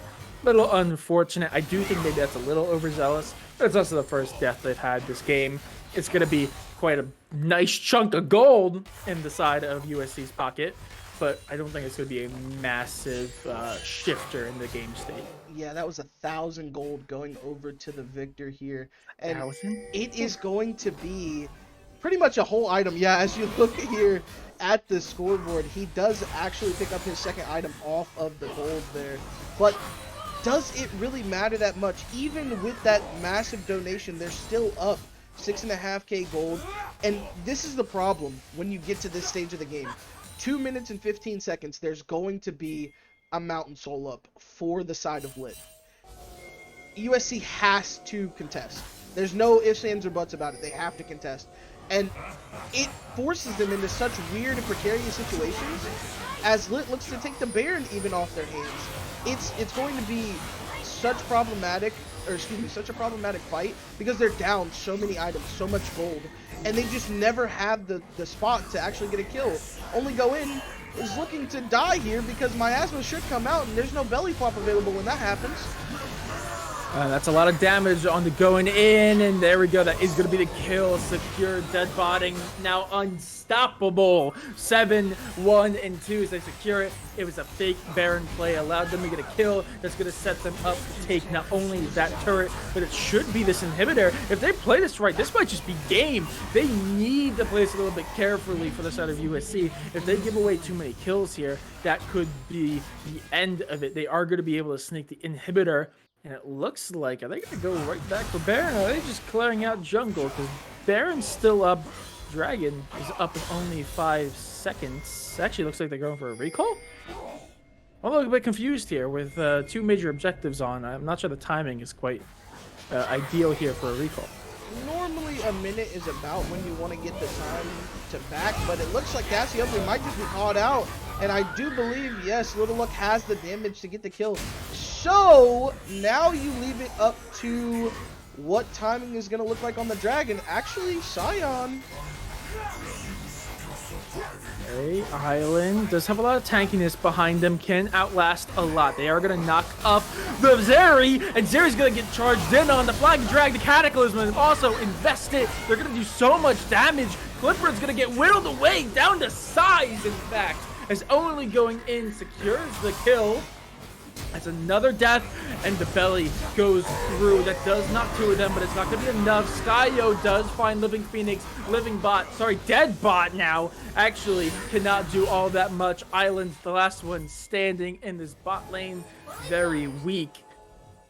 And that was kind of weird. That was really weird timing. That was a really weird fight. I do not know what Lit was doing there, but I can't tell if that was more of a misplay for them or an insanely good play coming out from USC, but USC get these dragons. It was just meandering. They took too long. They couldn't make a decision. They were like, okay, some of us want to back, some of us want to steal jungle camp, some of us want to kind of go farm lanes, and eventually they all paid the price for it. I believe the only one that did not die in that whole incursion was the Soriin, who, you know, just too tanky to be killed under a tower at this stage of the game. But we see the gold has shrunk so much here, and now they're trying to rush down the Baron when you have a three-man brigade from USC coming to stop them. Yeah, the teleport comes through as well. I'm not all that certain about this because now a lot of their team has taken some serious damage coming out from this Baron. Baron is going to reset. Don't get anything from it except damage. Very unfortunate from them. Lit is looking to take a fight here. Island, like I said before, very tanky. Is going to be a serious issue, especially when you have the Milio on the back of them to help them out. They are going to go back towards this Baron. Island is going to try to zone them away. No Luck's going to take a lot of damage. They're putting a lot of effort into taking down Island. It's a 3-on-1 right now. And they're going to find at least one kill. Yi goes down. There we go. They finally do find kills for themselves. They find the Cassiopeia. Finally, the Soriin dies, but Soriin can still say something. If they can chase down this Hextech and Nivea, they could possibly get a kill. That's so much damage. And they will find one in response, though. So I think it's a 2 for 2. It's a little bit crazy, a little bit hectic. But I think we're ending at a neutral state. We're finally seeing the Baron get dropped from Lit after 3 attempts to take it. Nope. No, it's still on the table. Nope, we're here to flip games. This is called the flip. The burger flip, or as USC like to call it, the Trojan flip. We just killed 3 of their members. We're going to try to take it, and King Clifford's trying to stop them. Living Phoenix is here as well, so you do have a lot of healing and shielding to go on to this J4. And the burn from the passive will also be here. But we have the TP coming in from Soriin, and this is not where you want to be in a pit. Oh my goodness! Cataclysm comes out. They're going to find the first kill. At least Little Luck falls. Soriin is now there to cause havoc as they find a double kill. We called it a flip, they called it a flip, and eventually Clifford called it mine. And that's all she wrote. There cannot be much left in this game, as they are just going to simply march up mid with the Baron buff, already have these empowered minions. The inhibitor should be coming back up, actually, so this is going to be perfect timing on this. They are going to be able to stop the inhibitor. Rakan is proxying the wave, however, so this isn't going to be a full end push here. Yeah, no, rather unfortunate. I think a little bit of an issue on my end where I'm now a little bit farther behind. Quite unfortunate. Just to track, are we at, like, what time are you at right now? There we go. I'll adjust it on my own time. But rather unfortunate. They're not going to be able to end it. So they will have to go for a bit of a reset. They're going to be preferring moving down to the spot lane. This tier 2 should finally fall. And now it's just a matter of sieging as they try to take as much advantage from this Baron buff as they can. Oh my goodness. And yes, now it's looking like a whole team fight's about to break out in the base to decide the game. A massive EQ from King Clifford, and the Cataclysm is huge! Cassiopeia does get a lot of damage off. Clifford will fall here as they are trading back and forth. IQ and Deadbotting, the last two ones to actually do any damage in this fight available for the side of Lit, and Deadbotting falls. IQ will fall as well, and USC seem to survive another day here. Yeah, somehow flipping it back into their favor. Scion still trying to do the most. Still somehow tanking that even though they are down. Dragon is going to be spawning in 50 seconds. So the team is going to be back up here. It's going to be a fight for soul point. It's going to be a little bit risky. They are fighting for a second soul for themselves. But I think this is it. Very weird that despite having such a big lead, Lit are still struggling to close this one out. If they do not manage to win this team fight, I could easily see this flipping back to USC. Yeah, I do think USC has a better foothold in the game than they had previously.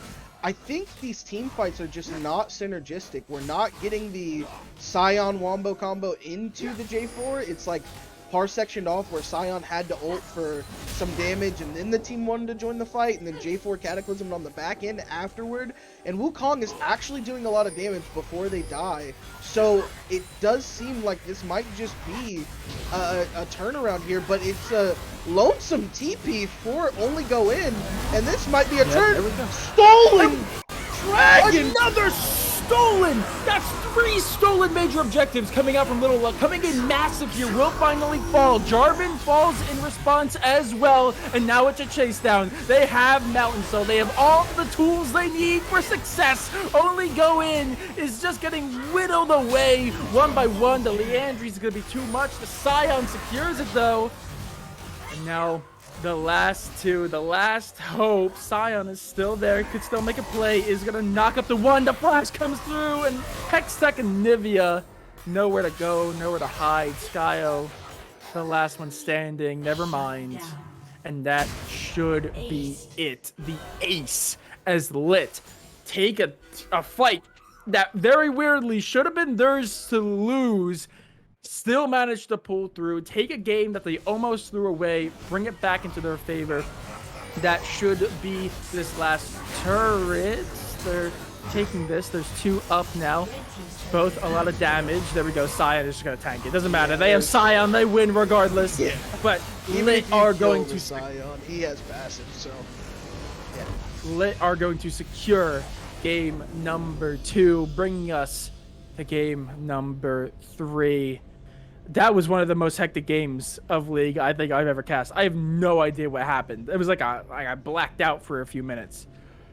It's definitely one of the wildest finishes I've ever seen. King Clifford getting subbed in and absolutely getting 2 steals on objectives in the last, I think, 5 minutes of play is ridiculous. Yeah, then they stole another one earlier as well. They had 3 steals for major objectives. That was kind of insane, but it was what they needed to get back into the series, because this, again, is a best of 3. That makes it 1-1 in map count. We're going to be taking a short intermission before we go. Both these teams need a little bit of a breath after that chaos that just ensued on the Rift. So don't go anywhere. We'll be back for game number 3's draft in just a few minutes.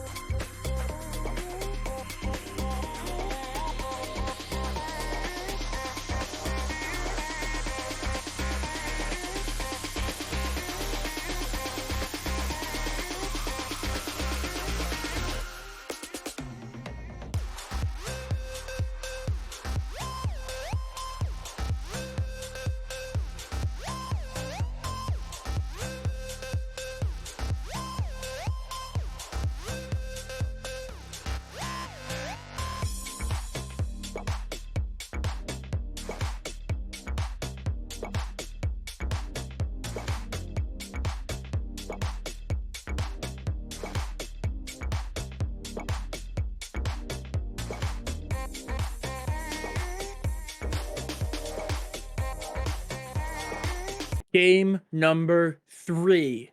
We have made it to game number 3, ladies and gentlemen. Lit Esports versus USC. If you're just now joining us, we've had a banger of a series so far. USC take one in convincing style, and they make a change. Lit swapped out their jungler and come back with a fire under them to steal map 2 in a dominant fashion themselves. And now we're in game 3, and it is shaping up to be an excellent series. If you're just now joining us, my name is Soriin. Joining me on the desk is Panda. And man, what are we expecting here? We didn't see any real changes in the bans going into game number 2. Do you expect to see any massive changes here in game 3? Well, J4 was picked by the winning team both times. So That's true. if one of these teams thinks that he is the key to the success, we might just see a J4 ban come out. And I don't know if I like the Wukong or the Volibear enough, even though we have swapped junglers over to King Clifford, for either of those two to be like prio picks. But we've seen the J4 picked up first both times, so if that's banned out, we'll have to see what jungle looks like going into this game 3. I do want to put the onus back onto USC this time though, because Blue Side won both times so far. So it looks like Yeah. Blue Side draft has been just better, or at least more comfortable for both teams.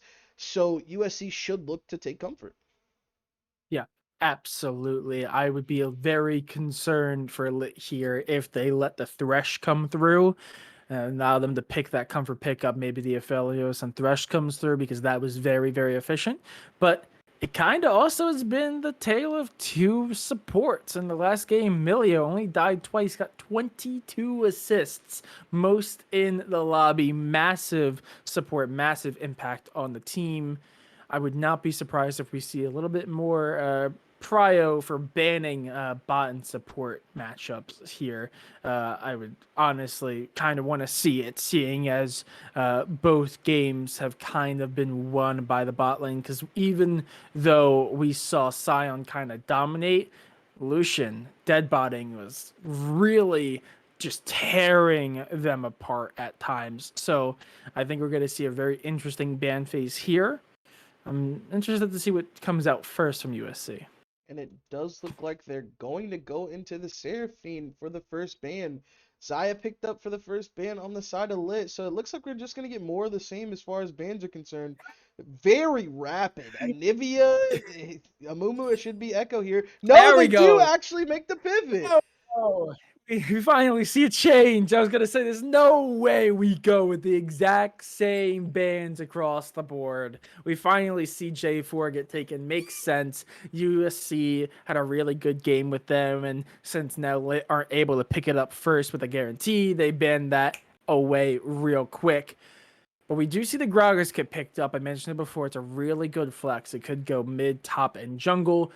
I would assume that means they're going to be picking up their bot laners here next, because trying to pick up any mid or top is going to kind of spoil the surprise for sorts. Lit are going to respond in kind, though, with Tristana. A decent pick. Wasn't able to get really off the ground in game number 1, but another one of those flex picks can go technically bot lane as ADC, also mid and top if you're a mad lad, or even a jungle if you're an absolutely insane person. Yeah. But it is a really good flex and probably a really good response to Gragas. So low key, both of these picks are four-way flex. Obviously, Gragas is very good in all four of the roles that he's played in. Everything sans the ADC role. Tristana mostly good in the two being mid and ADC here. But we do see Udyr picked up for IQ this time, maybe looking to give Only Goen a piece of his own medicine from game 1. It also could just be the jungler, as we've seen that this is a pretty decent flex pick into both of those. I've even seen a little bit of Udyr mid in AP melee matchups whenever you go into stuff like the Gragas if he decides to go mid. So this could be a completely answerable flex to the Gragas. Like wherever Gragas goes, Udyr just follows. I've Ooh. seen those types of picks before, but we do see a Kaisa picked up. So this looks like what we're going to see as far as USC's bot lane. And he should be looking for an engagey. Yep, that's exactly what I was wanting. An engagey, bruisery support, tanky more like, but Nautilus can actually put out a lot of damage because of those denting blows, the W auto attack reset, and the extra damage that he gets on that, as well as most Nautiluses take shield bash. So after you get the W proc into the shield proc, it does so much damage in a laning phase early game. It can be the difference in the fight, and they lock in the Scion to answer back. I don't know where any of these picks are going for sure. Yeah, no, it's definitely very interesting. We do see he's not going to be piloting the Thresh, but very, very close with those hooks. Nautilus, especially in his hands, can be a real big problem if they let him start firing off those hooks early. But that Scion pickup, it's really interesting. It takes away some of the flexibility from Udyr. I'm not that big of a fan of picking it up now. But also they're kind of in a weird position where it was either give away whether or not you're gonna have, or they could have flexed into the support, kept Tristana open as either a mid or a bot flex at least. So there's possibly another way they could have possibly played around the flex options they have, but USC clearly have the game plan. They have the Gragas, they have the Kais and Nautilus. We're probably going to see, well, Gragas is going to flex. So it's going to be some sort of pairing between a mid, top, or a jungle for USC here. Bans coming through. We're seeing the Wukong get banned away. Makes absolute sense. A little bit weird to see come out from Lit. They're probably playing Udyr to jungle. Never mind. That absolutely makes sense. This Wukong was really, really strong. And we're seeing the Milio go through. Massive impact. And we're seeing a double support ban onto Lit Esports. So they do think Living Phoenix was a bit of the problem here. I will say this right now. I'm a Blitzcrank main. I hope this gets locked in. I can tell you so many things, but it does not look like they actually want to go for that. Renata is a very good pick into this bot lane as of right now. It does get locked, so I want to talk about a little bit of the interactions. Whenever Nautilus queues in, if Renata is able to queue him while he's queuing in, she can immediately knock him back and get away from the auto attack route following up. Also, Renata's ultimate, whenever you're talking about a Kai'Sa, those plasma stacks will go on her own teammate. So if she has a bunch of attack speed, a bunch of, haste on those abilities, she could end up hitting her own teammate with a lot of that. And this could be a problem if you're talking about a lot of tanky members with the Tristana and then their team starts hitting each other. Like, literally, a huge team fight could break out and you could just be on the losing end because of that. So, yeah, it's also going to force USC to try to pick around it. They're not going to want to pick very auto attack heavy champions now. We're seeing that Malphite get locked in. That is going to secure that. That's almost certainly going to be the top laner. So Gragas is either going to be jungle or mid. Make it jungle, as Cassiopeia is instead going to be locked in. Very different, also very similar drafts. We're seeing a very similar playstyle. We're seeing almost close to comfort picks, but so I've just gotten word that is not actually a Cassiopeia, it's a Kindred. So there was a slight hiccup in the pro draft apparently. So I do think the Kindred is going to be the jungle, and we have Malphite top and Gragas mid. I was gonna say the Cassiopeia doesn't make a lot of sense because then you only have one AD pick on your whole team, and that's Kai'Sa. So if they blow up Kai'Sa, she just loses. But I do like the Kindred. So I like the Kindred if. Okay, they're sorting it out. They're saying that Silas might not be the last pick either. People are just figuring this out right now. But I do like the Kindred pick into the composition that they have on the side of Lit here. But I think overall Lit just has a better composition right now. I think that Silas is going to be stealing every possible ult that you could have over there, saving his team's life for the Kindred ult possibly, taking the Malphite ult, taking the Gragas ult, taking the Nautilus ult. Even the Kai'Sa ult is beneficial for this game if he needs to reposition away from a Malphite or away from a Gragas barrel. So I can see him having a huge impact. Now that means Renata and Tristana are in the bot lane. This is aggro for aggro. Tristana is one of the most aggressive ADCs up to level 6 and then further on in the game as she gets more attack range. And Kai'Sa has so much damage with the plasma stacks, and with Nautilus able to help her out in these situations, it's one of the best kill bot lanes in the game. So I would really like to see how these two heavyweight bot lanes face off. Yeah, absolutely. I think we are fully expecting to see a full out brawl on mid lane. It does look like they were talking a little bit about possibly swapping out the Silas as they picked it really quickly, thing as they thought they were going into a Cassiopeia. We'll see here in just a second when Hextech and Nivea locks in. There we go. It looks like they are going to be locking in that Silas. And I agree. Silas can absolutely be a massive pickup here. I'm thinking back to game number 1 where the Silas was able to pick up the Malphite ultimate and completely switch team fights back into their favor. Of course, that was for USC. Now the Silas is in the hands of Lit, so it's going to be under a different pilot. But, I mean, it could still cause havoc across the map. I'm looking forward to this bot lane. I'm really looking forward to Nautilus. He on the Nautilus. If he's anything like he on the Thresh, I mean, that could be a terrifying prospect.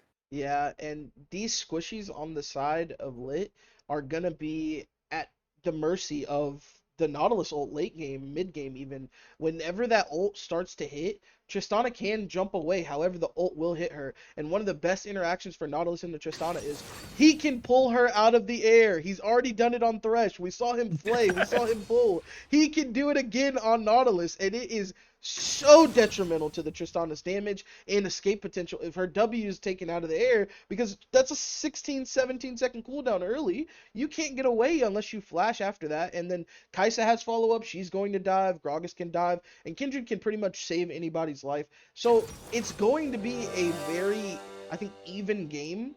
And whoever gets the early lead, I expect, should win into the mid game. However, the 5v5 team fights are where this game is really going to blow open if it's not like an early runaway, because these teams have the propensity to absolutely destroy. And we talked about the Renata pick, and they ended up picking Kindred directly after Renata. So I don't know how effective this Kindred's going to be if her and Kai'Sa get hit by Renata are, but we'll have to see how well Living Phoenix can position on the Renata and get those ultis off in fights. Yeah, absolutely. We are going to have to wait and see, but we won't have to wait and see for long because all the champions are drafted. We are going to be getting into spectator delay in just a few seconds here. So if you're in chat, go make your bets now as to who's going to win as we get ready to go into game number 3, Lit Esports versus USC. Who's going to take it all? We'll be right back.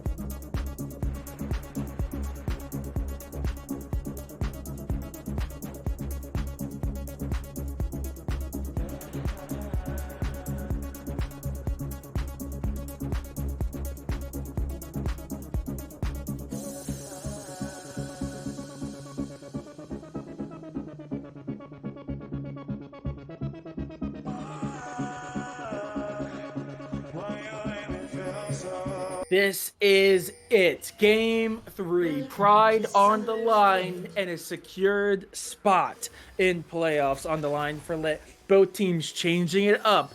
5 stacks apiece.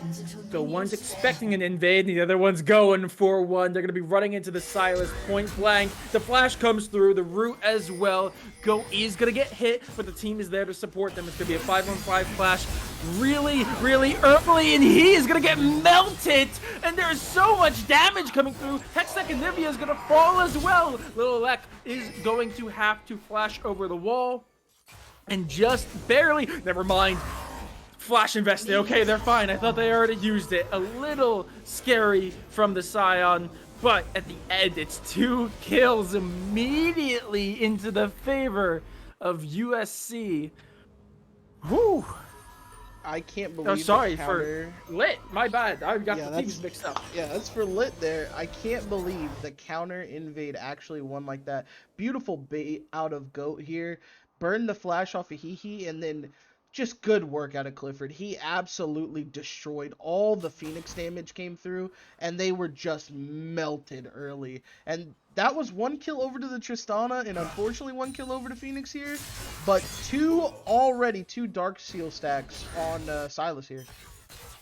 Yeah, it's very scary. A very confident move picking up this Dark Seal off the rip as well, immediately getting the benefits from it. That's going to set this mid lane up in a really good fashion, though they are taking quite a bit of damage. We're probably going to see a lot of top lane because they're probably going to just keep beating each other. We talked about it in the lobby beforehand. It's going to be a little bit of just a big meat bag fight where they keep hitting each other. I don't think we're going to see all that much action, but this bot lane is where we're going to see a lot of the action, as both of these teams are going to want to play really aggressive here, and it's a matter of who's going to get the opening kills first. Yeah, I think the Tristana got to back and picked up the Cole here. I'm not sure how much I like that. I probably would have just went for the sword. I don't know how much farming you're actually going to get to do in this lane. They're both pretty aggressive kill lanes here, so I would have liked maybe just a long sword or Possibly if you could grab another pot in the longsword, that would have been great, but they're just going to try to farm it up. 94 counting down on that side, and then we have the junglers both moving towards bot here on a full clear. So there's going to be a kerfluffle pretty soon, no matter what. Yeah, absolutely. We've been seeing this from the junglers time and time again. Both map 1 and 2, the junglers have been favoring a bot gank. First game, they actually got it. Second game, they were hovering, but unfortunately, the Wukong wasn't able to really do much to help their team. Just had to hover and shatter their lane. So didn't see any action from it, but we are at least seeing the presence yet again. And I think they will spot the Udyr there. So a little bit less so coming out from this red side.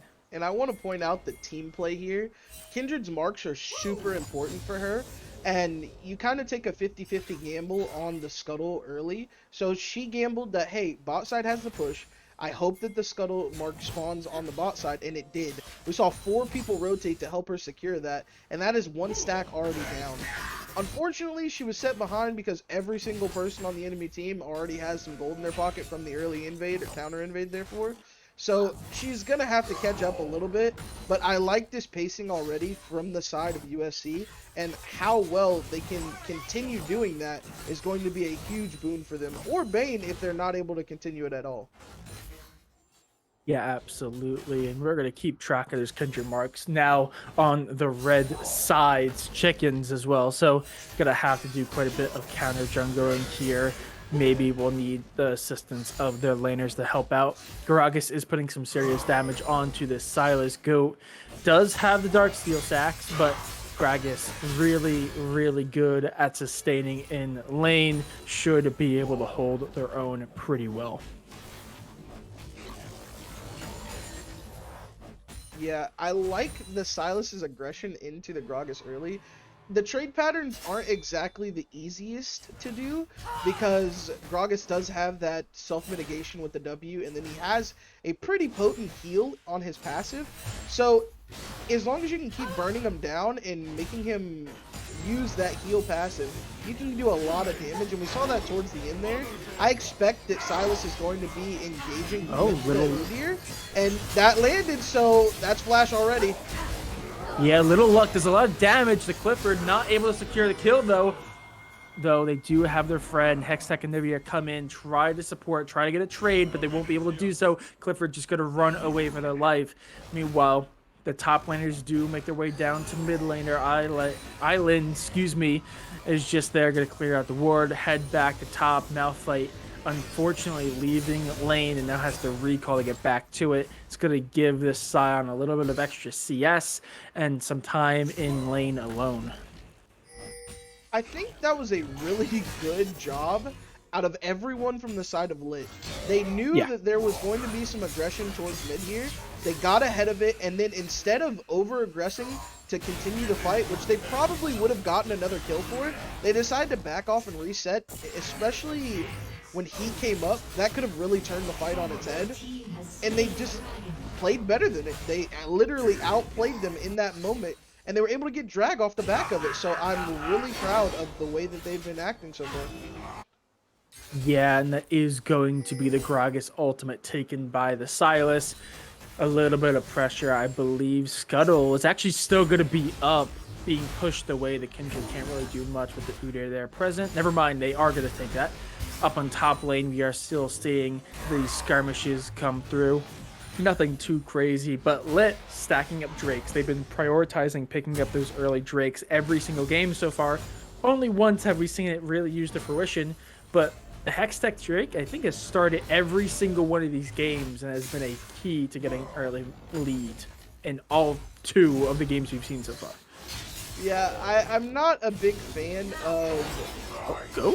Is Go gonna get caught out here? That should be just about do it. Little luck, he's gonna secure it. That is gonna be not first blood. Never mind, I forgot to call about the invade at the beginning, but that's gonna be a kill. The first kill going over towards the jungler. It's Kindred's getting off the start. The big question is, did she have Silas marked there? I don't think so. So that's not going to be a stack for her. But it will be a nice kill going over to her, and she will get some kill gold, ultimately helping her towards that first item, which even as a jungler, your first item usually isn't massively expensive. Unfortunately for Kindred, her first item is usually Gale Force or Kraken Slayer. In this instance, I hope she goes Kraken Slayer because she's really going to need it into some of these tankier players, characters rather. And it does look like she's going to full clear topside before she gets that back. So, what I was saying earlier though is I was a big fan of how Goat was playing the lane before he got ganked. So, preemptively caster cursing him in that moment. Glad I didn't finish my remarks there, because, you know, they can't say I did if I didn't do it, but...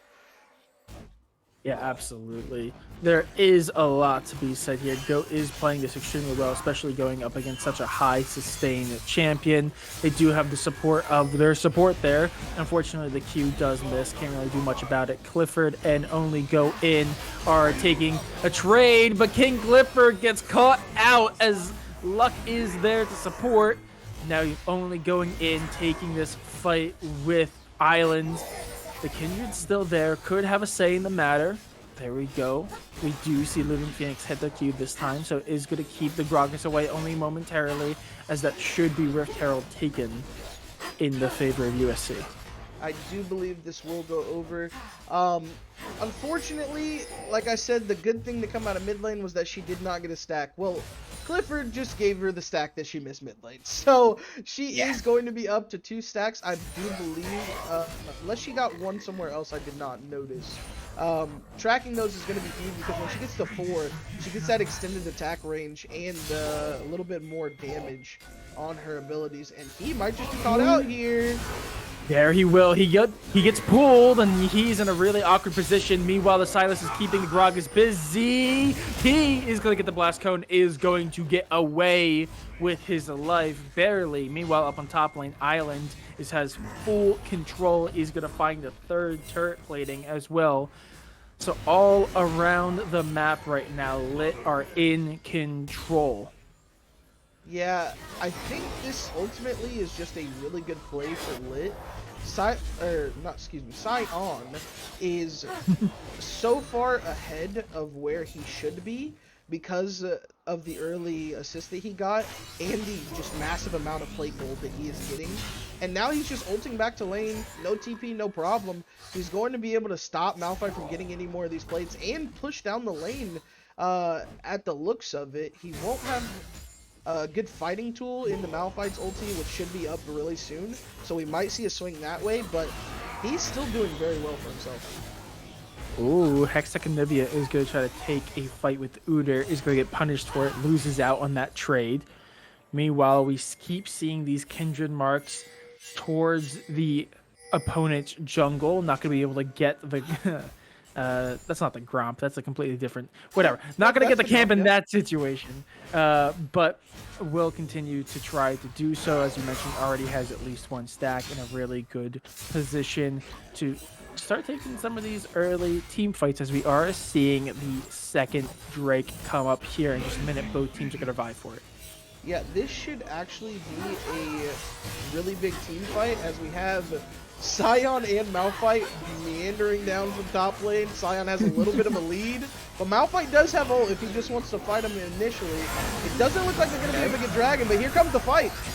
There we go, the ultimate's invested. Dead Botting finds the first kill. The top laners are just now making their way. The Grog's ultimate takes them away from the wall. And there we go, a little bit golden from the Kindred ultimate, but the Malphite ult over the wall is going to find 4, but it's not enough. Goat finds Hextech Anivia. Island is chasing down Little Luck. They'll find the kill. Only goes in, only goes down as the Silas finds 2 kills as well. That's an ace.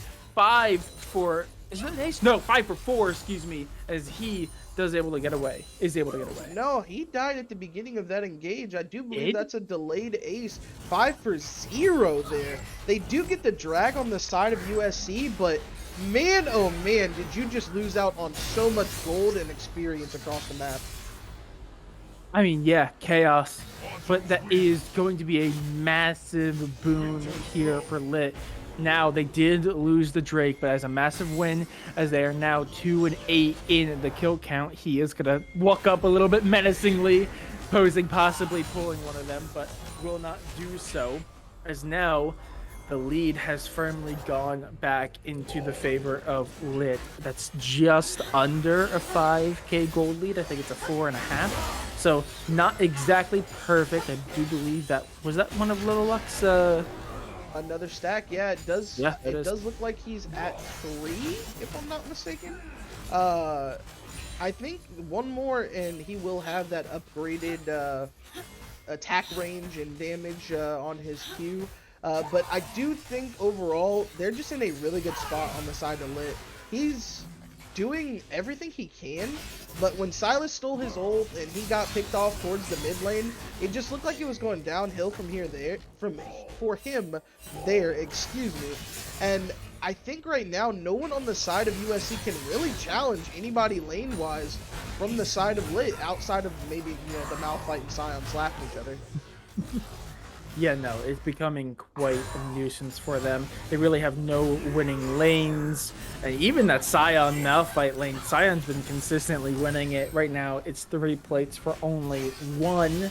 And sure, I believe turret plating just fell, so it's a little bit null and void now, but that's still a considerable amount of extra gold that went into their pocket, especially after, again, getting that early assist during the invade. So Scion is in a really good position to keep their lead going.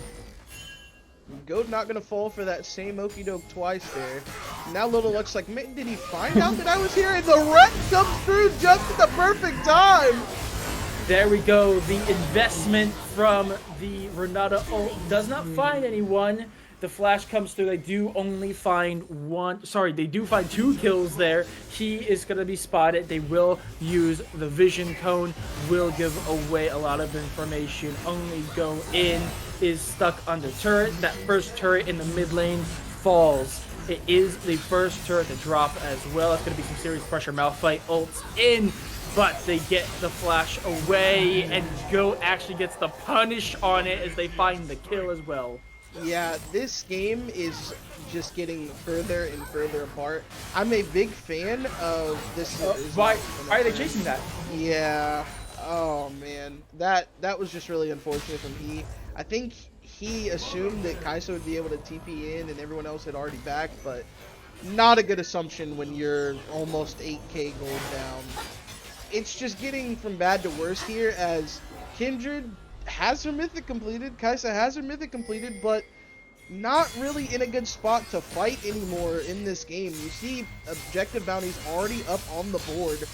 500 for Rift Herald if they are able to get this, and that's where your next big objective is coming for. And they desperately want this this here so they can actually get 4 stacks on the Kindred. She is empowered now, but it looks like she might just empower herself into a death as they are coming for her. Okay, the Gragas ult is able to push them back, but there we go. The engage comes through. Gragas barely making it out with their life. King Clifford, though, gets whittled down to size by Little Luck with the 4 stacks, finds the kill. The pull does come through from Silas, but Silas is in a really awkward position. Does get bailed out, will be killed in return, though, only finding a 1-for-1 in that situation. The teleport comes through, but it's just the cleanup at the end. It still is a 3-on-4. It's still technically winnable, but Drake is now up. Are they going to try to go for a steal here? Are they going to try to take this fight, or do they just finally give this Drake up? Malphite ult comes through, the airborne, the pull, and there's nothing Living Phoenix can do. Will get whittled, bailed out, won't be able to do anything. Young Luck is still just causing so much damage, but is slowly taking some in return. The TPs come through. There's so much havoc across the field. Finally, Island falls, but is still in their after-death state. Will find a kill on the Gragas, and somehow in the chaos, they are going to find the kills they need to take the dragon. How did they lose the first fight and still take the fight overall? What is happening? I have no idea. That was so good for the side of Lit, and then it just became absolutely terrible, and Goat's gonna beat him as his namesake and ult the Malphite. Do you know what that actually is in his internals? That's called stop hitting yourself. Because you take someone's ult and then you kill them with it. And I tell you what, Silas is all about that this game. 8-2-8 so far. He just got shut down by, unfortunately, the Nautilus in that team fight preceding the one that they just won for Dragon. And now back up to a 300 gold bounty on his head. It is becoming extremely difficult to kill anyone on the side of Lit Esports, and it might just be a team diff at this point. This, I don't know. It I hate to put all the blame on a single individual, but ever since they've had that swap of junglers, Lit have just been demons on the Rift. Some of them just being unkillable. Island on the Scion specifically just cannot be filled, though they are going to be taking the 2-on-1. They do have the support of the Udyr. The ultimate does come through for Gragas. Scion slowly getting whittled down, but the damage from Udyr is going to push Hextech and Nibia away. And no caster's curse. Yeah, I was saying that, getting very scared the more I spoke, but Island is going to survive it despite being a 2-on-1. And look what they lose for that play. They lose their tier 2 in mid. They lose all prio towards this bot side of the map. And yeah, granted, Baron's up in a minute, so that's the main objective that Lit Esports are going to be looking for. But it's not doing you any favors when the only person on your team that you can call moderately in a successful point right now, which is the Malphite. I mean, I guess Kindred is not too bad right now, but she didn't do nearly enough damage towards the Scion as you want, is having the split push and run away from the Silas at this stage of the game. Yeah, it's very, very unfortunate. I mean, Lit Esports have just come alive here. Mind you, this is them punching up right now. I believe USC is placed 3rd in the Group B rankings.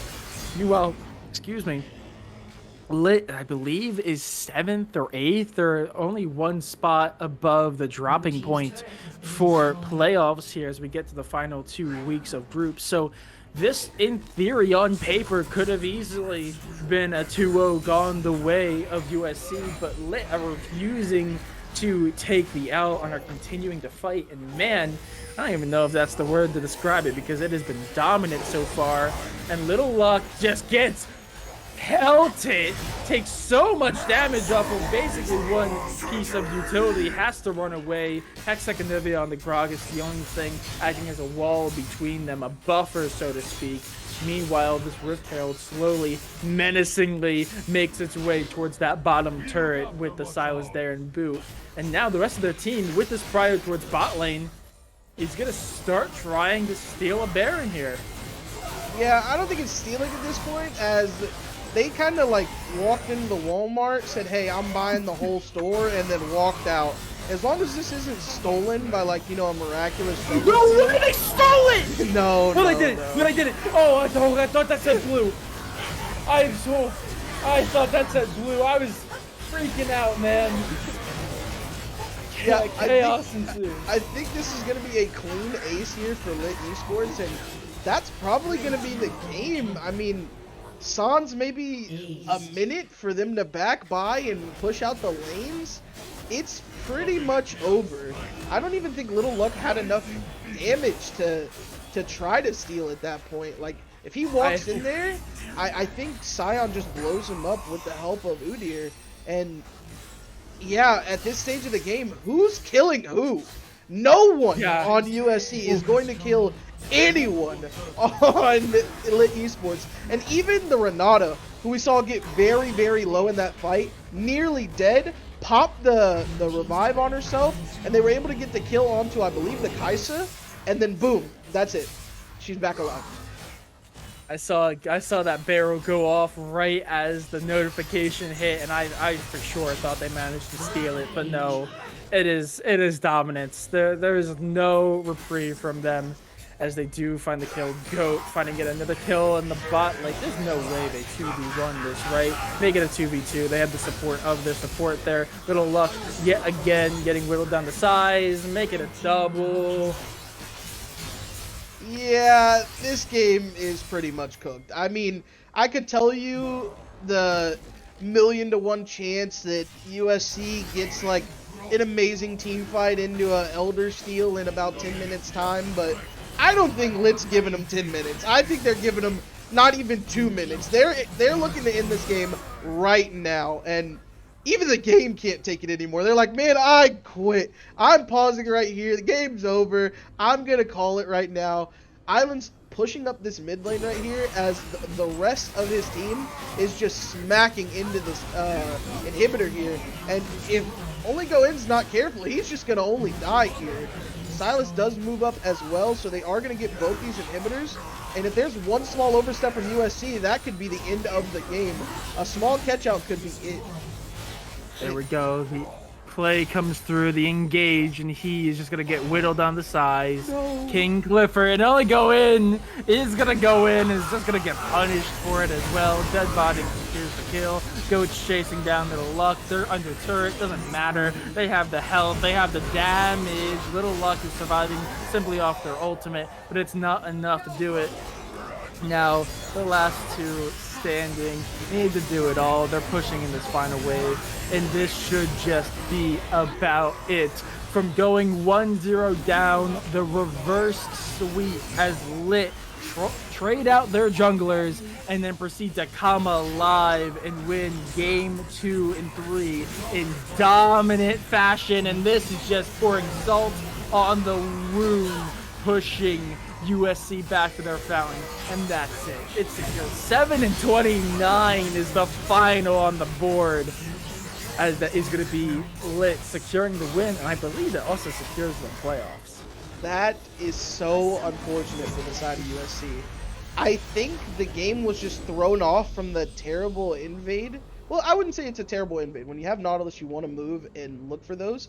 But yeah, just the counter invade, the strategy coming through from Lit to be able to actually know, hey, they're probably going to do this. They're a little scared. It's game 3.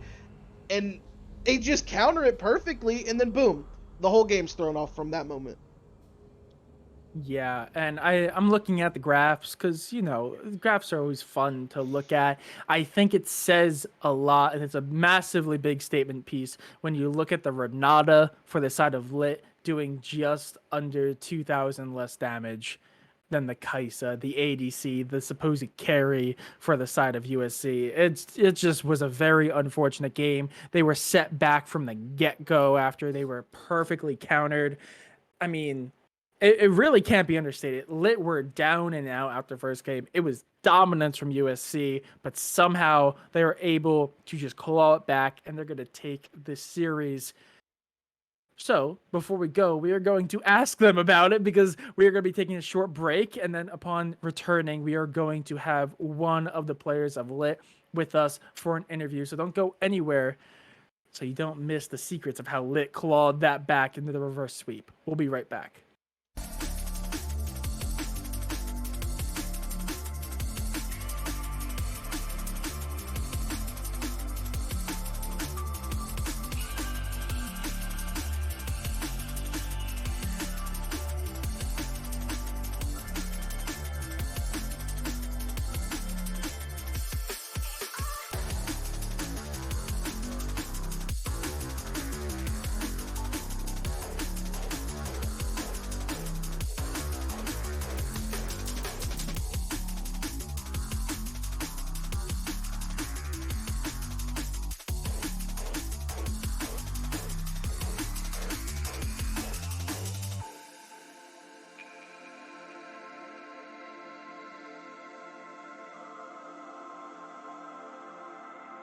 Alrighty, everyone. Thank you. We just had a short break there, but we are back, and with us now we have Dead Botting, the ADC, coming out from Lit Esports. And one, thank you for joining us, and two, how does it feel? You guys were a little bit down and out after game 1, but make one substitution, and you guys clawed back. How does it feel with that reverse sweep under your belt?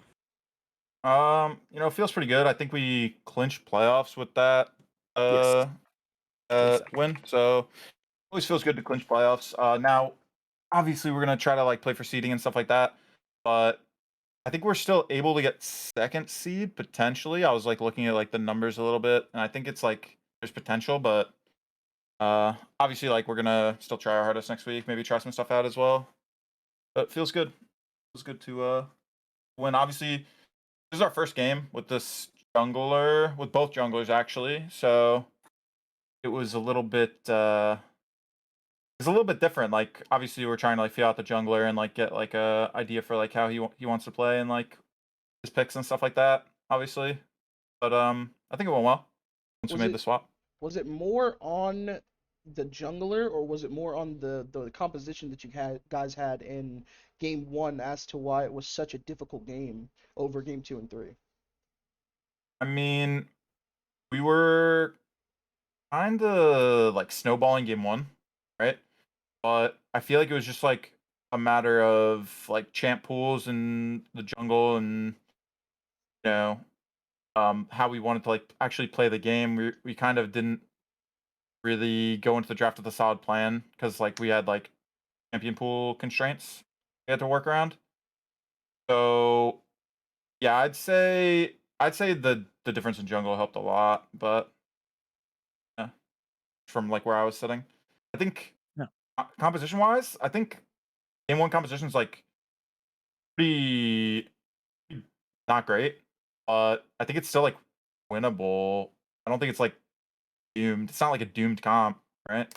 Until Yeah. like we kind of threw away the mid game. Like, Yeah, that's absolutely fair. I do have a question regarding top lane a bit because you guys did make one notable change switching over to the Scion, and then it just seemed like Island became practically unkillable. Is that a pocket pick? Or is that a strategy where you guys know Scion's a rather good pickup into the compositions you were thinking about playing, or is that just straight up comfort? You just know he was gonna do well, and it just happened to snowball into just an unkillable tank.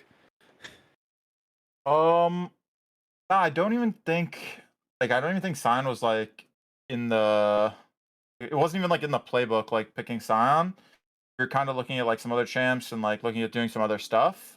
Um, but I mean, there's obviously like our top lane is really good. He can pretty much like play whatever. So see like Sion be pretty strong right now, and for him to do good on it, I think it's good for like our team. And yeah, I think our top's good though. Like he can pretty much play like whatever. He's just been sticking to like a few things. That way teams like have to ban certain things against us. Like I've just been picking Seraphine. Now teams have to ban Seraphine against us. I mean, they can try to counter it, but then Yeah. they have to like counter like maybe counter their playstyle or something. You never know like how that'll go. So making the other team like force ban stuff is like always super good for us, I think. Yeah, I mean, you guys forced the Emilio ban in game three, and it really kind of opened up the support pool for Phoenix here. He was probably one of the, I mean, between him and your top laner, were one of the two that really seemed to be the add-on for your team in games two or three, or two and three. So what's it like laning with him, and how confident were you guys going into game two with that run back in the bot lane? I mean, after like going into game two, we had just come off like pretty much like terrorizing USC's bot lane. Like game one, we were like getting 2v2 double kills and shit. Like when they had like double buffs and we were like flashing on them and stuff like that, right? So I think going into game two, like we were just super confident, even more so than game one. Um, so I mean, laning with Jones, I mean he's just a really good support, and we usually never lose lane. Like we'll always like win lane, even if like they're camping bot like they did this series. Like their jungler was always bot. He's Yeah. always hovering. Like they're always looking to like fuck with the wave where their bot lane can just have their jungler there. So I think like having a support that you synergize really well with is super important. And I've been playing with Jones like almost a year now, so it's pretty good. He can play pretty much anything. We left the support pick open on game three when they banned Melee and Braum because we kind of knew that they would ban both of them. So it left us other options because we know they like to pick Malphite, right? So like into Nautilus, like teams, a lot of teams are like picking Braum, right? So you kind of got to ban Braum with the second ban phase, and then like we also have the Tristana Flex, so they're banning Milio, and we were just kind of hoping they did that to be honest, because we wanted to try some new shit as well. So it ended up working out. Awesome. Well, I'm glad to hear it was such a success and that you guys were able to bounce back. We are going to be ending here soon, but before we go, Deadbutting, always give this opportunity. Do you want to shout anyone out? Do you want to call anyone out? You guys just secured playoffs, so at least you guys know you're going to continue on past that. Got anything for the viewers out there? Yeah, obviously I want to shout out like my whole team. I want to shout out Furry for, subbing in last minute game 1.